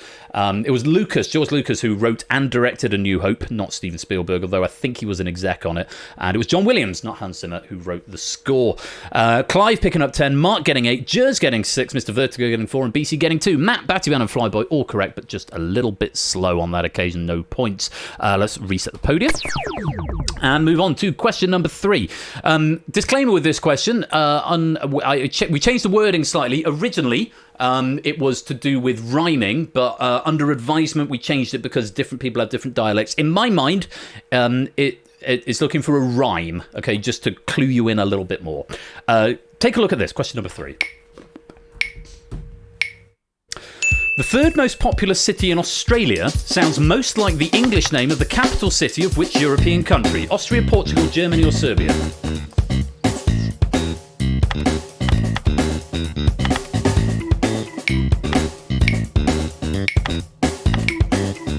It's a proper thinky one, that.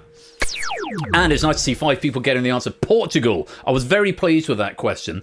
So the 3rd most populous city, yes, very good, Mark. Brisbane and Lisbon is what we were looking for. Brisbane, 3rd most populous city in Australia, rhymes with Lisbon, the capital of Portugal. It's a bit sneaky, and I've done this on purpose, because the other capitals are Belgrade, the capital of Serbia, which rhymes with Adelaide, but Adelaide is only the 5th most populous. Berlin, which nearly rhymes with Darwin, which is the 17th most populous. And Vienna, which kind of rhymes with Canberra, which is the 8th most popular. I was very happy with that question. Please allow me a moment of indulgence. And very well done to Matt, who got 10 points. Mr. Vertigo got 8, Mark getting 6, Jers getting 4, and Battyman getting 2. There's How's it going? Don't say that too loud. Thank you, Puzzle Dan. You're very kind. Let's reset the podium. And this next one, honestly, I was just genuinely fascinated to see if I could make this question work. I didn't quite, but I got close enough for the game. See what you think. Question number 4, take a look. I did not run. If the elements were listed alphabetically, which of these would be in the closest position to its atomic number? Francium, technetium, boron, or platinum?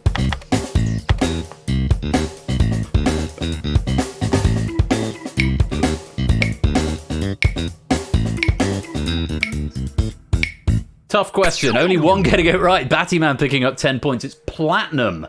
Yeah, sadly, there are no exact matches, but the atomic numbers of platinum and radon, 78 and 86, are both one higher than their position alphabetically, 77 and 85. I didn't put radon on there, but yeah, platinum is one away from its atomic number if you were to arrange them alphabetically. Francium has an atomic number of 87 and is 36th alphabetically. Technetium has an atomic number of 43 and is alphabetically 102nd. And the one catching most of you out here, boron, its atomic number is 5, but it is 13th alphabetically, not 5th. actinium, aluminium, americium, antimony, argon, arsenic, astatane, barium, berkelium, beryllium, bismuth, borium, and then boron 13th with the atomic number 5. So boron catching a couple of you out, but well done to Battyman finding the correct answer. Platinum. Let's reset the podiums. One more question in this round, and then we can leave this nonsense behind us. Again, this is going to be a fun question for you, but see what you make of it. Question 5. Good luck. What is the second word in the sentence buffalo, buffalo, buffalo, buffalo, buffalo, buffalo, buffalo, buffalo? Is it a verb, a plural noun, a noun adjunct, or a singular noun?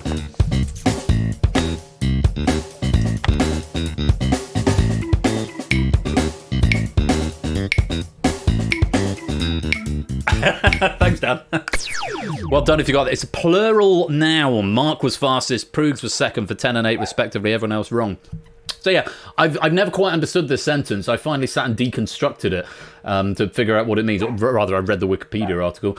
So the first buffalo is a noun adjunct, which is a noun that modifies another noun, like a practice room, for example, or dinner suit.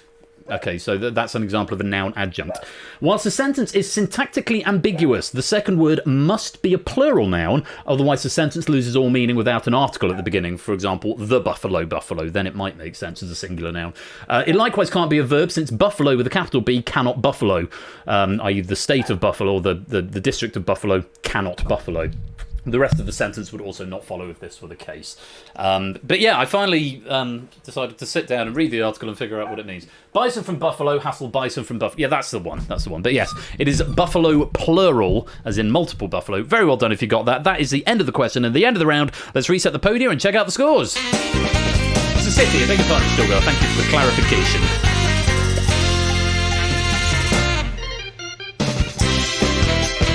Most players off the mark at this point. Brigham Flyboy still with a bit of work to do, but still plenty of time to do that. BC and AB Me have gone 2. Proogs has got 8. Jers, Clive, Matt and Fluffy Bunny all on 10. Battyman's got 16. Mr. Vertigo's on 20. Mark's way out in front at the moment on 30, though it is still early doors in this game of Google That. Let's just check out how we got on in the lobby. Lingo out front with 32. Simpsons Angle on 29. Shapes 25. Inca 19. Apodo 18. Puzzle Dan and Jogging on 16. Timor on 13. Pyro on 12. Silver Electron 11. Stilgar's got 8. Topple Hat's got 7. M. Clem on 6. Fetch Rapunzel on 5, Ralph on 3, Colo on 2, Roy Johnson, Steve Frost, Fibonacci and Opsy still yet to score, but still lots of time. Why have we got so many buffalo? Why? The third buffalo, buffalo, that is a proper noun. That's the city again. So it's city, noun animal, city, noun animal, verb. I can't remember. I haven't deconstructed the notes, but I remembered at the time. Welcome to the stream, Optimaps. Good to have you here. Round 2. It is chicken. You need to bid from 1 to 10 based on the category. You do this by pressing a button from 1 to 10. You don't type it, you just have to press it within 10 seconds. And this is the amount of points you are risking on the question. New York Bison, which New York Bison bully New York Bison. There you go. Thank you, Silver Electron. Only the 6 high bidders plus tied lowest bidders will be eligible to answer the question. So bid high if you definitely want to play. Low bidders will get 1 point, Luigi points we call them, for each abstention or incorrect answer given by an eligible player up to a maximum of their bid. So bid low, but not too low, because of course if you bid too low you're not going to get very many Luigi points in the event that players are wrong. But if you bid too high you might accidentally be in for answering the question, which you may or may not want. For eligible players, correct players will award their bid, incorrect players will lose their bid, and abstaining players will lose half of their bid rounded up. So if the question comes up and you're in and you really don't know, abstention will cost you less than giving just any random answer. So if you really don't know, this is a round where if you're in play, abstaining can be a valid strategy. So please do bear that in mind. Don't just type dunno, because that will be more damaging to your points than just leaving it blank. All right. So it's chicken. 10 seconds to get your bid in, and then 20 seconds to answer. The first category is retired pop singers. Get your bids in. Wow, just BC sitting this one out. I'm just readjusting my spreadsheet because I've realised I've chopped off the categories. So I can't actually see them in advance, which is less than ideal. Let's just hide those columns instead.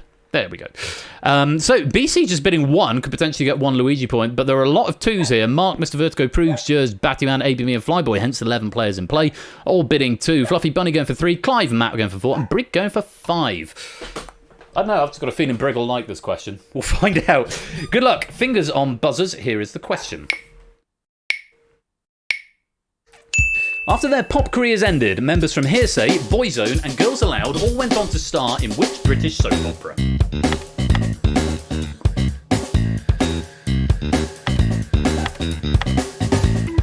Remember, you can abstain if you don't want to guess. Looks like a few players are doing that. 1, 2, 3, 4, 5, 6 players sitting this one out and minimising the damage. Coronation Street was the answer. Also accepted Corrie on this one.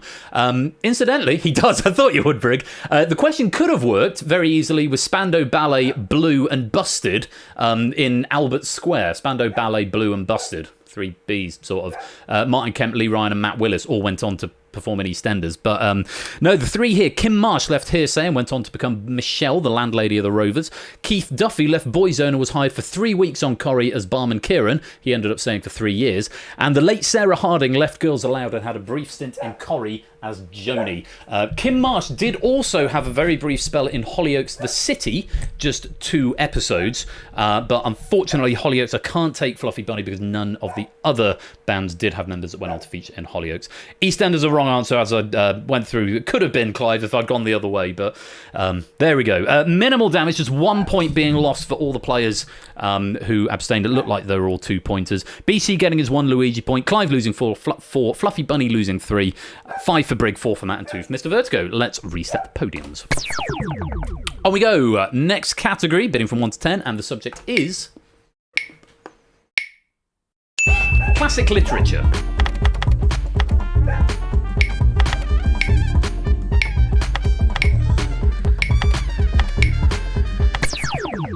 Flyboy's bid just coming in the next time, and you get eligible for the question. We have got 6 and 6 splits. Prugs and Brig going for 2. Matt, Mr. Vertigo, Battyman and AB Me going for 1. You won't be eligible to answer this question. Could get yourself some Luigi points though. Jers and Fluffy Bunny going for 3. Mark for 4. Flyboy for 5. BC for 6. And Clive actually going for 10 here. Big strong bid from Clive, looking for some good points. Remember, if you don't know and you want a damage limit, you can abstain. Bear that in mind.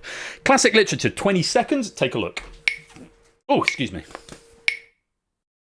Which French author wrote a novel in 7 volumes between 1913 and 1927 that chronicles the experiences of the narrator? There's about 3 different ins into that question, and they've been put there on purpose. Can you find your way in? French author, 7 volumes, the years, and the narrator. 4 ins to that question to get yourself to Marcel Proust. The novel is In Search of Lost Time. Very well done if you got that. Hugo, Victor Hugo's not right. Camus and Romain Rolland also incorrect. So that's 3 incorrect answers there. And unfortunately, you're going to lose your bid. I think everyone answered. Well, yes, everyone answered who was eligible. But Luigi points going out. Maximum Luigi points, 2s and 1s. 2s to Prugs and Brig, 1s to everyone else. 4 for Mark, 3 for Fluffy Bunny, and 3 for Jers. Clive losing a big old 10 points on that one, though. Bad luck. Marcel Proust was the answer. Let's reset the podium. You can go into negative scores on this game as well, just something to bear in mind. Question number 3, another one of my favourite questions of the game. In fact, there's a few in here. Which is why I said it might be my masterwork, but I'll let you be the judges at the end. Question number 3, the category is 2024 cinema. See the bids coming in. Very much a story of 2 halves. I got a 10 and a 1 on the first frame. Clive bidding 10, Flyboy bidding 5, and then Fluffy Bunny, Matt, BC, Mr. Victor, Prugs, Brig, Battyman, and APB bidding 2, maybe hoping for Luigi points, but not working out for them. You are going to have to answer the question or abstain if you prefer. Mark and Jers, potentially Luigi points for you two, both bidding 1, but 10 players in play. Take a look at this. I don't think it's that, not a cat. Which film released in early 2024 is best described as a musical film based on a stage musical inspired by a film based on a book?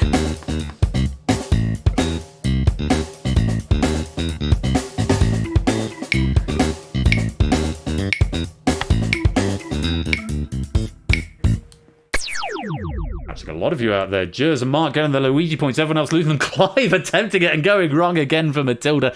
Losing 10 points. No, it's Mean Girls. Mean Girls. Yeah, I was a big fan of this question. I'm wondering if anyone in the lobby went for the red herring. Directed by Samantha Jane, Mean Girls 2024 is a teen musical comedy film based on the stage musical of the same name, which itself was inspired by the 2004 film of the same name, which was based on the 2002 book Queen Bees and Wannabes by Rosalind Wiseman.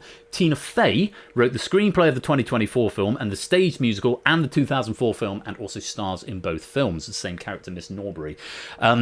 Interesting quirk, the red herring answer, Wicked, very nearly fulfills the question criteria. The musical film is based on the 2003 stage musical by Stephen Schwartz, though this was based off a 1995 novel by Gregory Maguire, not an intervening film. You could make the argument it was inspired by the 1939 film The Wizard of Oz, which in turn was based on a book, but A, that's not the true lineage, and B, the film hasn't yet been released. So that was your key word there, is that the film had not been released, and there's not a loose space in there.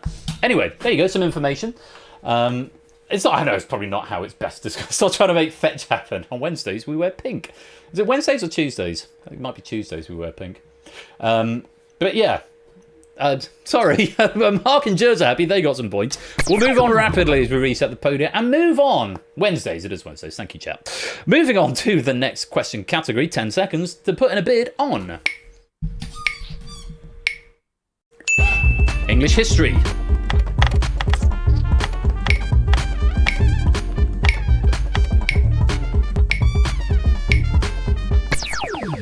Okay, 5 players eligible for Luigi points. No one bidding 2 this time. Matt, Mr. Vertigo, Jers, Batman and AB Me all bidding 1, going for Luigi points here. Flyboy going for 5, Mark, BC and Brig going for 4, Fluffy, Bunny, Proogs and Clive all going for 3. See what you make of this. 20 seconds, take a look. On English history.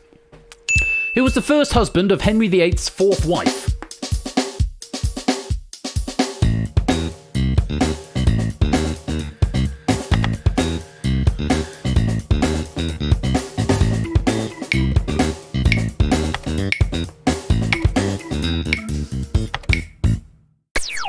It was Henry VIII, and I knew this was going to happen on the spell checker. 2 players have put Henry VII, which is not the right answer, but it's accepted them through. Audience game, I'm going to allow it, but yeah. So sneaky question is sneaky, is what I've written here. Henry's marriage to Anne of Cleves, who is his 4th wife, so Mr. Cleves, was actually annulled, and she never remarried. She was initially betrothed to Francis, Duke of Bar, but the marriage never went ahead. Following her annulment, she became known as the King's beloved sister. Henry was very good to her post-marriage, and she lived to see the reign of Edward VI and the coronation of Mary I, outliving all 5 of Henry's other wives. But yes, the first husband of Henry VIII's 4th wife was Henry VIII. He was her one and only husband. I don't think I can undo in this game, so I'm just going to have to allow generosity points. What I probably should have done is just written Henry VIII and manually condoned. It's always a catch with this, but in the next build of Google That, I will allow undoing. But Fluffy, Bunny and Clive getting +3 when they should have both got -3 there. So I could probably update it manually. I might do that if I feel like I should. Maybe I will do that. I'll see you in a minute. Clive needs the points, though, I know that. But Fluffy, Bunny and Clive, I need 6 points off you. But there we go. Anyway, let's reset the podium.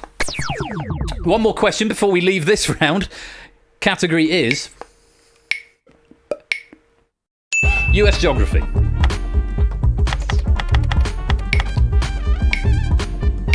Can't prove, but I would like to say mine was a typo.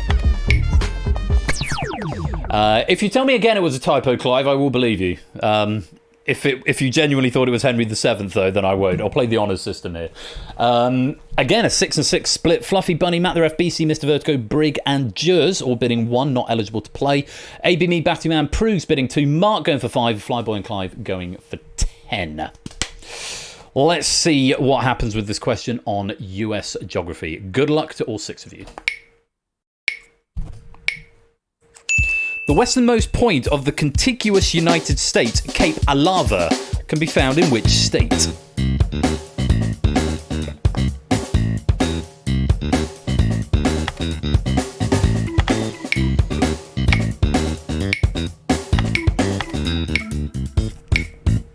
4 getting it wrong, 2 getting it right. Washington is the answer. So much of this question relies on you knowing what contiguous United States means. It's officially called the Countiminous United States, which consists of the 48 adjoining US states and DC, basically mainland USA. So excluding Alaska and Hawaii and overseas territories. But yeah, Cape Alava, it's I think it's a national, not a national park, but an area of the equivalent of an area of outstanding natural beauty in the States. I think it's got a cave or cave systems or cape's the thing. I can't remember what I wrote in my notes, what I wrote from my research, but it's in Washington either way. Maine, California, and that's all we wrote are wrong answers. Washington, very well done. Battyman and AB Me grabbing some points. Everyone getting their 1 Luigi point. Flyboy losing 10 on that one. Mark losing 5. Bruce losing 2, and Clive losing another 10. Whew. Devastating round. Let's reset the podium and check out the scores.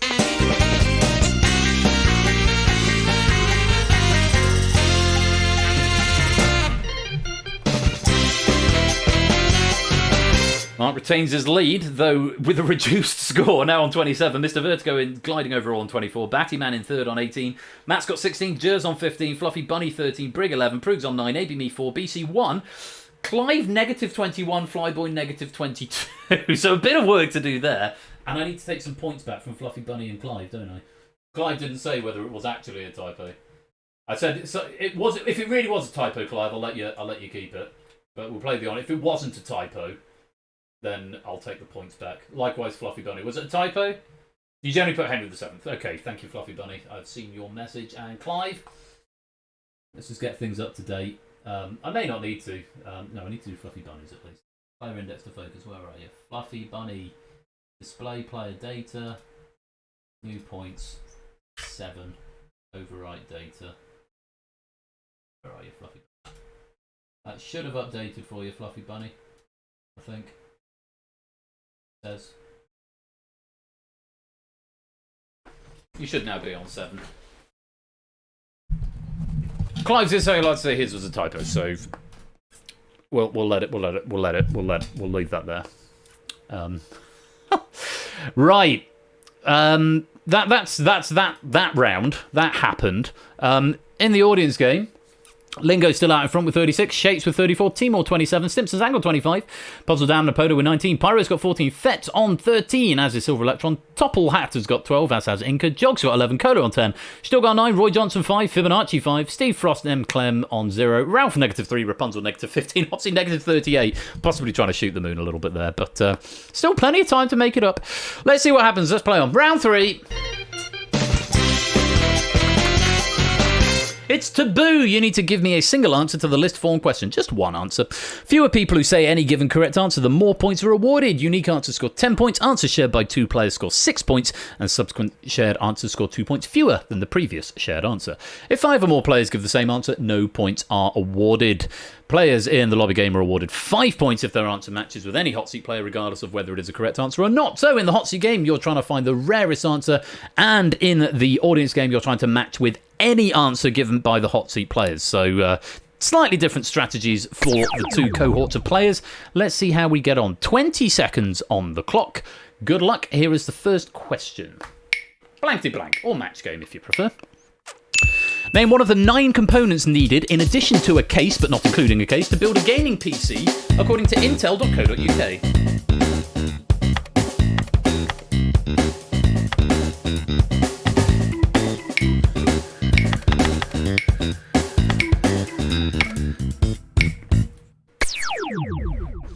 Okay, the options: Central Processing Unit, CPU, Graphics Processing Unit, GPU, Motherboard, RAM, Random Access Memory, Storage, Power Supply Unit, System Cooling, Gaming Peripherals, which covered a whole range of options. On the website, it was only monitors that it described in the article, but peripherals actually extend to keyboard, mouse, and all the rest of them. So I did accept keyboard, mouse, gamepad, controller, joystick, or monitor, all as the same answer. And finally, operating system. Yeah, there's a couple there. Hard disk and storage disk. I do need to condone those because those are correct. Fluffy Bunny again. I've got to focus on you. Let's see if I remember how to do this. Zoom. Hard disk. I will condone as storage or hard drive. Storage. There we go. Hard disk, storage. Yes. Takes everyone else down to 6. And also Prug, same answer, storage disk. Where are you? Proogs. There you are. Proogs and Zoom. Storage list. That should take it down to 4. Yes, it does. So very well done. Graphics card, BC, the only one picking up 10 points there. And then 3 players going for central processing unit for 4 points, 3 for motherboard for 4 points, 1 for storage originally, but then the other 2 coming in, Proogs and Fluffy Bunny, making it 3, and 2 going for peripherals. I think both of them saying monitor. Monitor and keyboard, both covered under peripherals in this particular case. Mr. Vertigo and Mark splitting that for 6 points. Very well played, no drama there. Let's play on. Number 2. Question number 2. Take a look at this. Name a creepy crawly creature that James encounters inside the Giant Peach in Roald Dahl's 1961 novel, James and the Giant Peach.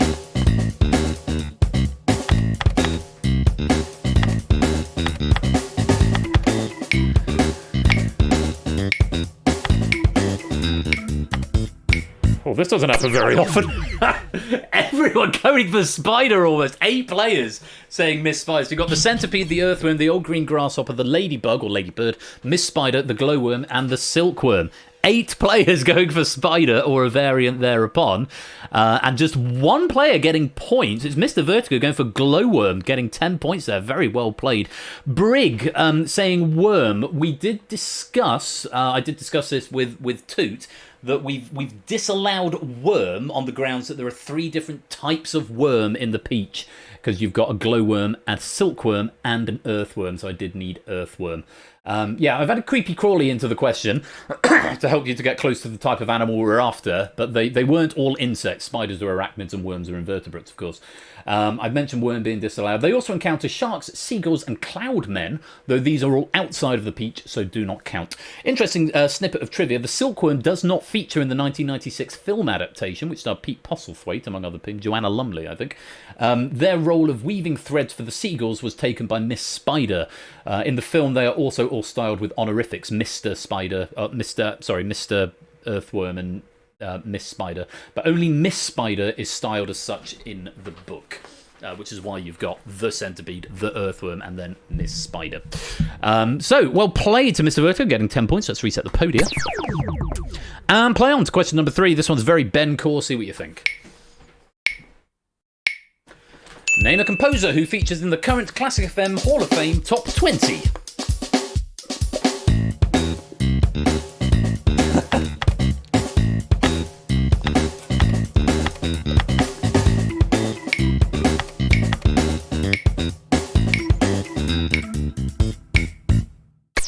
Glad to see that none of our hot seaters went for Tchaikovsky, because of course it is never Tchaikovsky.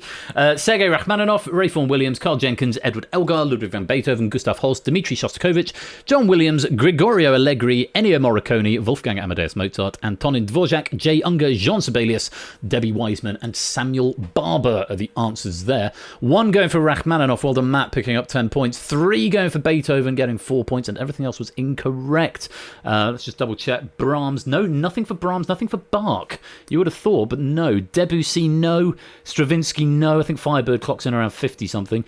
Rimsky-Korsakov, no. Britten and Vivaldi, all incorrect. There's only 16 answers up there, you'll notice. That's because Rayford Williams has got 2 entries. Beethoven has 3, and Mozart has 2. But yeah, Beethoven, the safe answer there, but very well done. If you got some points, let's reset the podium. Question number 4. Quite fond of this question. See what you make of it. Fingers on buzzers. Here we go. Name a UN member state that, when spelt in English, begins with a letter that is worth 5 or more points in English language Scrabble.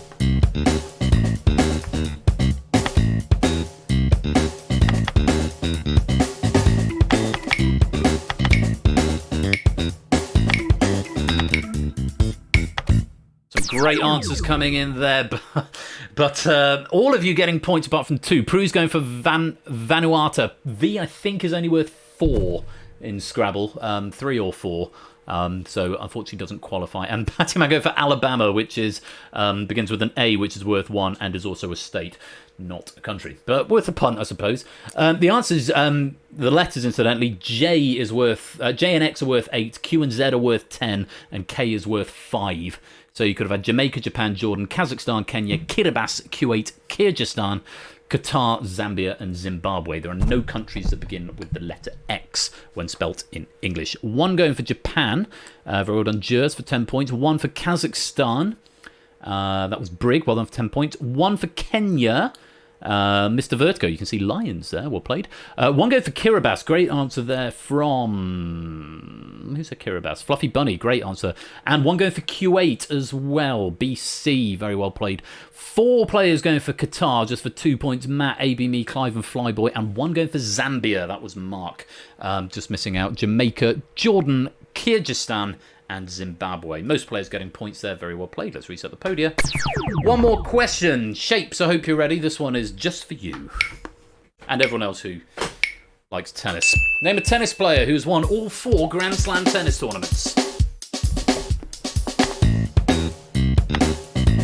Surname is fine.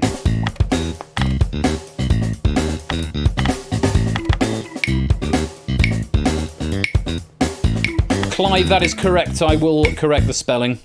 It's a short name, and you missed out an S, and I think put a space at the end, but I will condone that. Agassi is a right answer. Full list of answers, quite a few of them actually. Novak Djokovic, Rafael Nadal, Roger Federer, Roy Emerson, Rod Laver, Andre Agassi, Fred Perry, Don Budge, Margaret Court, Serena Williams, Steffi Graf, Chris Evert, Martina Navratilova, Billie Jean King, Maureen Connolly, Doris Hart, Maria Sharapova, and Shirley Fry. Bad luck there, Lupine. Sorry about that. I should probably put in a catch to make it, see if it matches with any actual answer, but sorry on that front. Yeah, let's just have a look who said what. So 1 going for Djokovic for 10 points. Matt the Ref, very good for 10 points.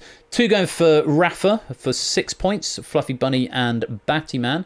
1 going for Rod Laver, great answer, whoever gave that. AB Me, great answer there. 3 going for Serena Williams for 4 points. Mark and Jers and Mr. Vertigo, each getting 3 points. Each getting 4 points, beg your pardon. 2 for Martina Navratilova for 6 points, which would be BC and Prugs. Those are all the answers that you covered. Let me just correct Clive's, first of all, because Clive said... Where are you? Clivo. Let's zoom. Do I zoom? Yes, I do. Agassi, that's phonetically plausible. So we find... Andre Agassi and go tick, and that's worth 10 points for you, Clive, because you're the only one who said it.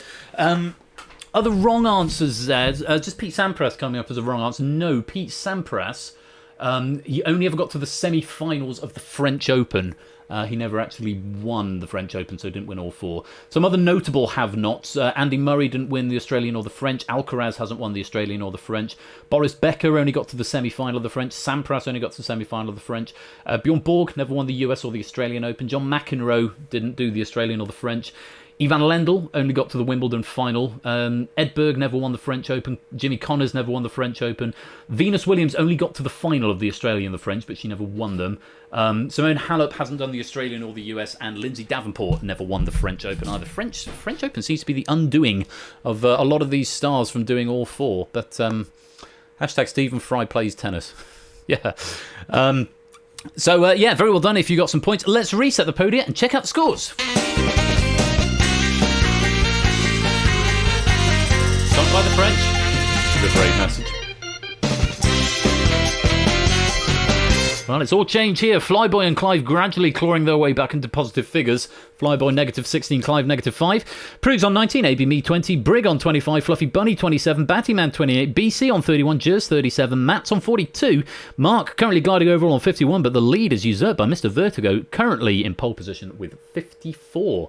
First time I'm in the lead on this game, pretty much guarantee it won't last. We'll see what happens. We've still got 2 rounds to go. Let's take a look at the audience game. Shapes takes the lead now at 54, all on the tennis question, no doubt. Timor on 47, Lingo 46, Puzzle Dan 39, Stimson's Angle 35, Pyro 34, Inca 32, Cola 25, M Clemson 25, Apodo 24, Silver Electron 23, Fetz 18, Jogging 16, Steve Frost 15, Stilgar 14, Topplehat and Ralph on 12, Roy Johnson on 5, Fibonacci 5, Rapunzel -5, and Opsy -23. Still 2 rounds to go, and all of that could change. Let's play on. Round 4.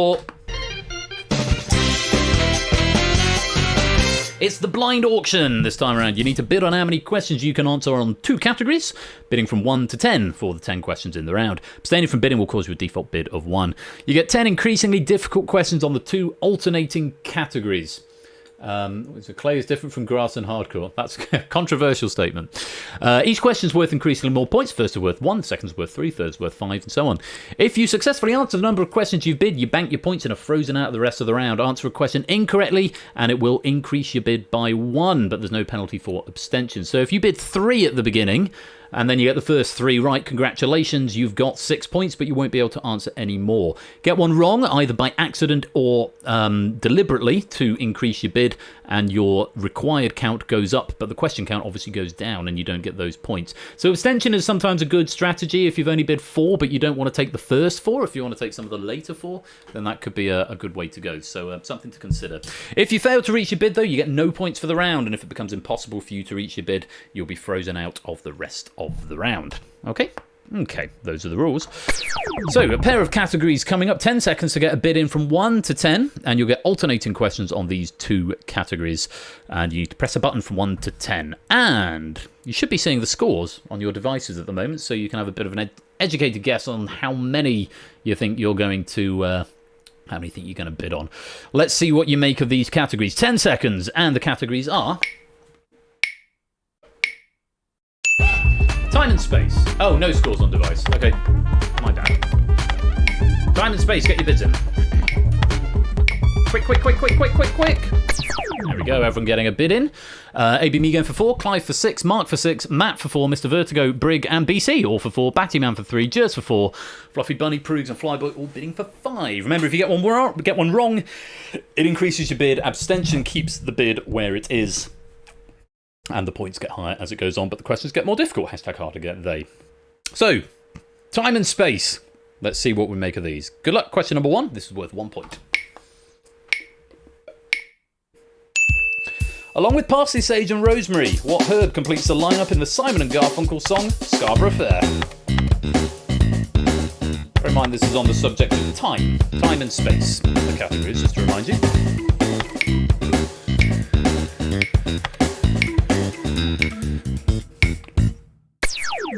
Say what you see now. Parsley, sage, rosemary, and time. It was a time question. In this case, the answer was time.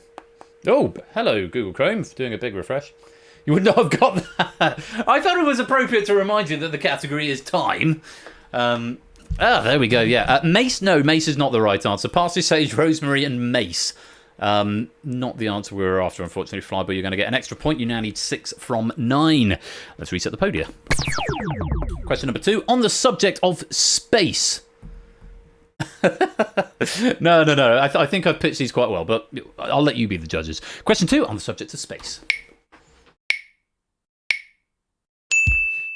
Which 1996 live-action animated basketball film starred Michael Jordan and Bugs Bunny? For 3 points.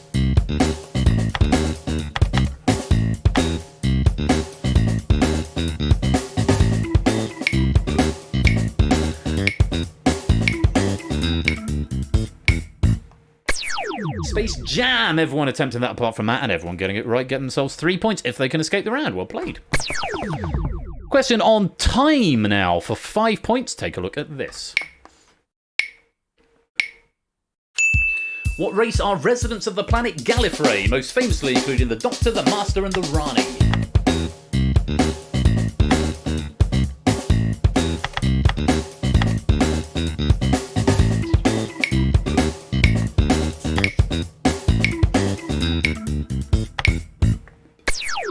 They are Time Lords, also accepted Time Ladies. I didn't accept Time Persons, but Time Lord or Time Ladies, with or without a space and with or without a plural. Giant Brain, no. Daleks, no. I'm assuming that was a throw, Matt. I think the Doctor is not a Dalek. The Daleks are from Skaro, not Gallifrey. And they're all Time Lords. Well done if you got some points there. Let's reset the podium. Anyone looking to escape? Yeah, BC, just needing 1 more from the remaining 7 questions in order to escape. Let's go to question number 4. This is worth 7 points on the subject of space. No, I thought you might know the Doctor is not a Dalek, though. For 7 points, last sighted in 1986, which celestial object will not be visible from Earth again until 2061?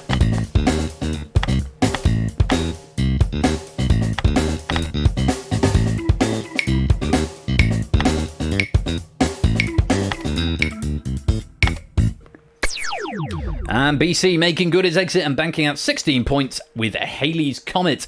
And Mr. Vertigo's fallen into my little heffalump trap here, not to be confused with Halley Bop, which was sighted in 1997 and won't be seen again until circa 4387 AD. So a little while to wait for that one, but yeah, that was Halley Bop in 1997, but Halley's Comet was in 1986.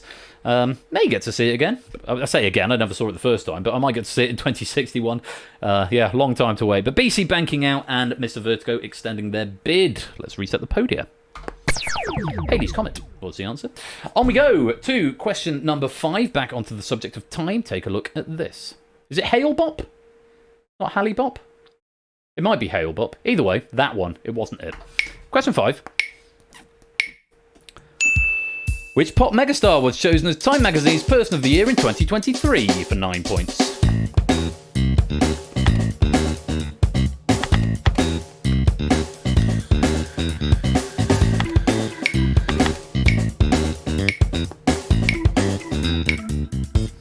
An entirely accidental instance of, we literally just told you because that question came up in Lingo's pack. I messaged him because I proofed that one and I said to him, in the weirdest coincidence, we've got the same question. But I thought, let's just leave them there, see if people remember. And not everyone did. It's Taylor Swift. Yeah, that was the 1 pointer in on the Swift question in Data Leak. Taylor Swift was the right answer. Beyonce incorrect. Proogs, I'm crazy, I'm throwing this. So Proogs now needing 2 from 5 rather than 1 from 5, which is what it would have been.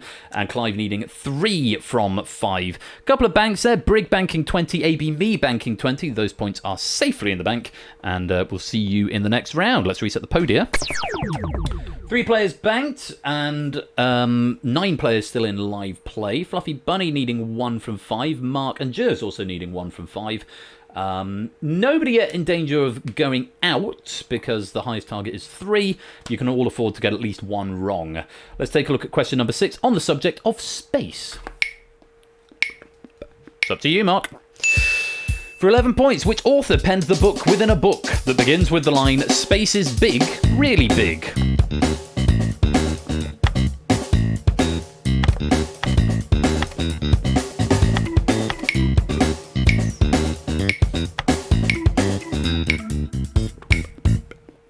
Very subtle question there. Douglas Adams, Mark's banked 36, deciding not to throw. Fluffy Bunny's banked there 27. Yeah, it's a book within a book. It's from the book, The Hitchhiker's Guide to the Galaxy, that features in the novel and radio play, The Hitchhiker's Guide to the Galaxy by Douglas Adams. The radio comedy came first in 1978, followed by the novel in 1979. But yes, it was not, I thought it was the opening line of the novel, but it's actually of The Hitchhiker's Guide to the Galaxy, which is the book within the book, The Hitchhiker's Guide to the Galaxy.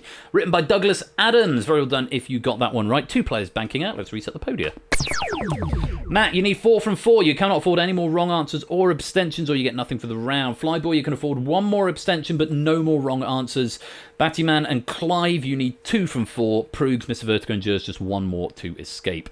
We'll go on to question number 7, back on the subject of time. Take a look at this. For 13 points, Melting Clocks and The Soft Watches are more descriptive titles of which 1931 Oil on Canvas by Salvador Dali.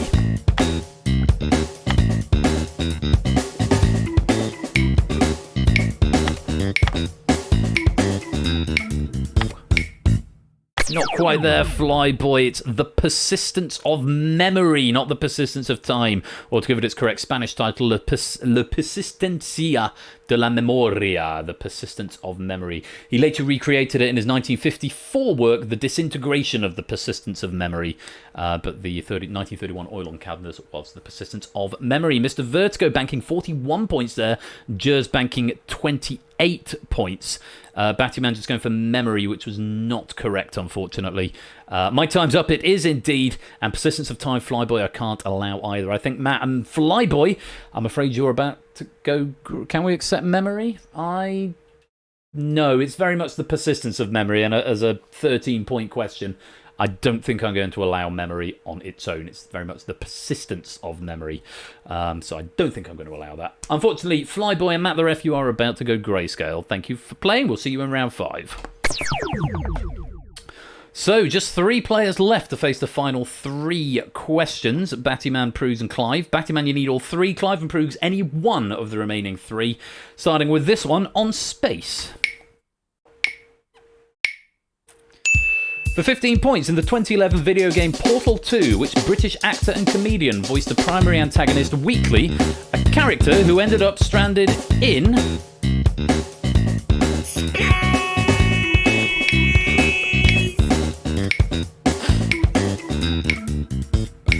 A professional would have found the button before getting to that point. Stephen Merchant was the answer. Wheatley is the character he played, who was the intelligence dampening sphere. And that this particular sound actually comes from the game Portal 2. That's the Space Corps getting very excited. Clive banking out there with the correct answer. Merchant banking 55 points. Good effort there, Clive. Battyman, you didn't give me an answer and you did need to give one, which means you have gone grayscale, which means all eyes on Proogs. So the final 2 questions, either this one or the next one, Proogs. Time or space? Which do you prefer? You can abstain on the first, but you can't get either of them wrong. Good luck. Here's question 9. So much space. Need to see it all. For 17 points, the Top Time Deus, the Avenger B01, and the Endurance Pro are all watches created by which Swiss luxury watchmaker?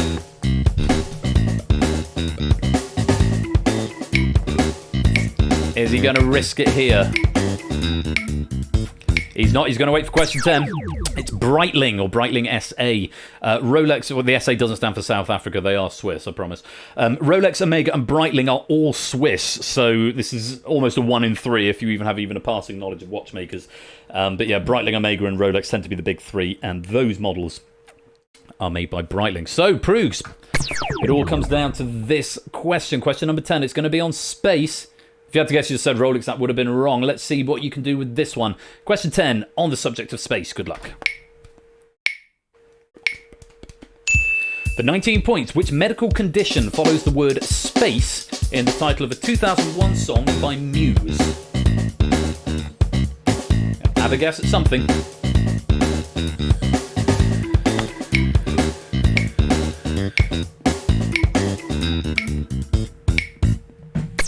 Dementia is the answer. Prue's going for influenza. It's a banger of a tune, and it features the melody from the Rack 2, as it happens.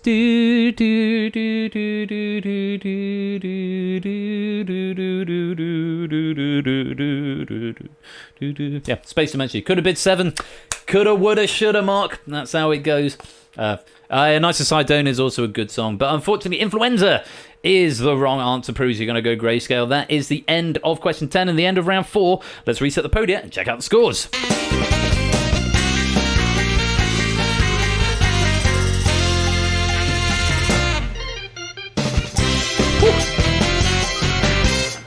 It's very close going into the final. Flyboy on negative 16, which means you're going to get the default bid of 10 in the final round. Proogs on 19, Battyman 28, ABME 40, Matt the Ref 42.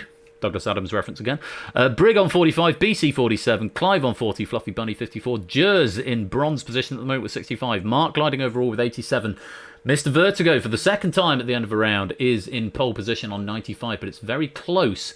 Only 8 points between you and Mark in second, and of course the last round is the big one. Let's check out the audience game. Simpsons Angle takes the lead with 91. Shapes on 83. Lingo 80. Timor 63. Puzzle Dan 62. M. Clemson 54. Rapunzel 52. Pyro 50. Silver Electron 39. Fetz 38. Ralph 37. Inca 32. Cola 25. Apodo 24. Stilgar 18. Jog on 16. Steve Frost 15. Topple Hat on 12. Roy Johnson 5. Fibonacci 5. And Opsy on minus 23. Those last few scores have been the same for a little while. They may be AFK. So there is one more round and one more question to make the difference. And the round is... finish. And in this round, think of it as Final Jeopardy. You wager from 10 points up to your current score based on a category. If you do not have at least 10 points, you will be given a default bid of 10. In this round, the bidding is done by typing rather than pressing a button. And when this screen goes away, you should see the scores on your devices. If it doesn't do it in round 4, it almost certainly does in this round. Answer the puzzle-based question within 30 seconds. Answering correctly will win you your wager. Answering incorrectly will lose you your wager. I might give you more time on this one, because I think this is actually a fairly generous question, but it might take some parsing. So I'm going to give you a little bit of extra time, and I'm hoping to see quite a few correct answers. But we will see. So... opportunity to check your scores, how you are in relation to nearby players. And if you want to make a tactical bid, are you going for a high score? Are you going for a medal? Do you just want to beat one particular person? And remember, of course, points equal pennies in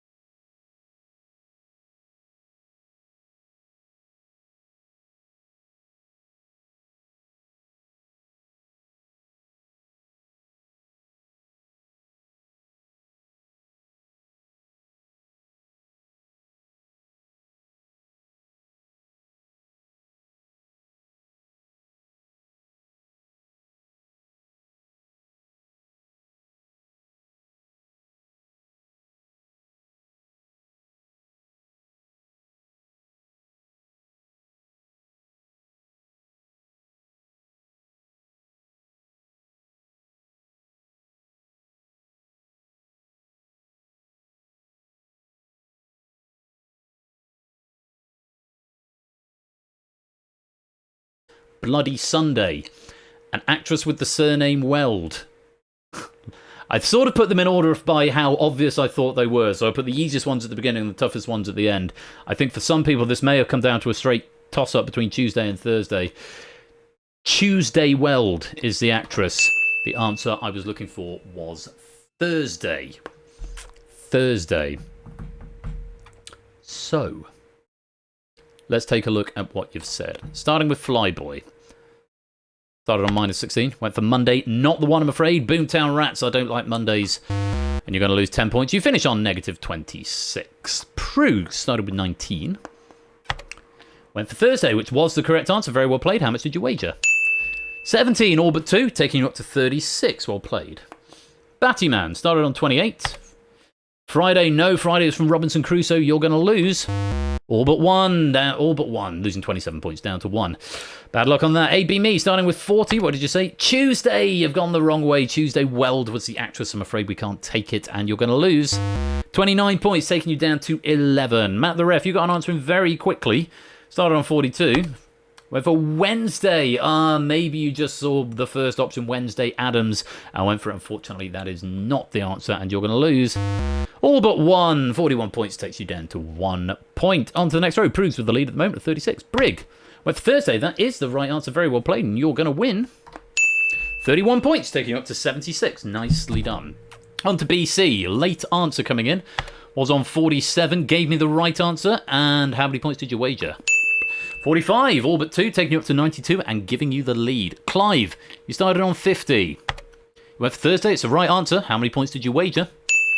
All 50, doubling up to 100. That's a change of scope from many negative points now into the lead on 100. Fluffy Bunny's gone for Friday. Was the character from Robinson Crusoe? I'm afraid you're incorrect there. You start on 54. How many did you wager? Just 12, taking it down to 42. Onto the back row then. Started with Jers. You started with 65. You gave me the right answer, which was Thursday. How many points did you wager? Just 10, taking you up to 75. Mark started with 87. Gave me the correct answer of Thursday. How many points did you wager?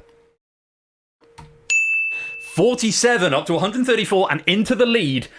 All down to Mr. Vertigo. Started with 95. Also gave me the correct answer Thursday. This is what I like to see in this round. 95. It all comes down to how many you wagered. Mr. Vertigo, it's the right answer. You'll need to have wagered... Do the maths. 42 to tie, 43 to win. Mr. Vertigo, how many points did you wager? Just the 10, taking you up to 105 and second place, and we reset the podium for the final time. Do it to the chicken to bit high in this round. And the bronze goes to Clive on 100, the silver to Mr. Vertigo on 105, but it's Mark who takes a goal with 134, taking back that pole position that he had for the first couple of rounds. Gave it up to Mr. Vertigo. Mr. Vertigo, you could have had it. That's how the end of Google That is supposed to be done. It all comes down to the wages. Great play from all of you. And Clive, even if I'd taken those 6 points off you, you'd have still ended up with the bronze medal, so very well done there. And that is Google That for this evening. Let's just check out the lobby scores before we close. Bloody hell, Shape. 241, that might be a record. Taking the lobby medal. M. Clem getting 78, Simpsons Angle 76. Lingo on a very nice 69. Silver Electron 54, Puzzle Down 50, Ralph 47, Pyro 40, Inca 22, Fetz 21, Apodo 10, Topple Hat and Steve Frost on 1, and everyone else on 0, all below. Blimey, Shapes. That was a huge score. And another raid message come in. Parsley, Sage, Rosemary, and Mace. I like that one. That's a potential winner there. Anyway, Clive, bronze to you, congratulations. Mr. Vertigo, silver to you, congratulations. Mark, gold to you, 134. And I've points times by 5 will give you a penny. So Shape's banking out over 1,000 pennies on that game. I hope you enjoyed the questions. I certainly have fun writing them. Yeah. Hope you enjoyed them. I'll go to the camera after the credits and wrap up the stream there. But thank you all for playing Google That. Congrats to Shapes in the lobby and to Clive for the bronze, Mr. Vertigo for the silver, and to Mark, your Google That champion. Let me go back to the right page and we can do this properly. And Mark, your Google That champion.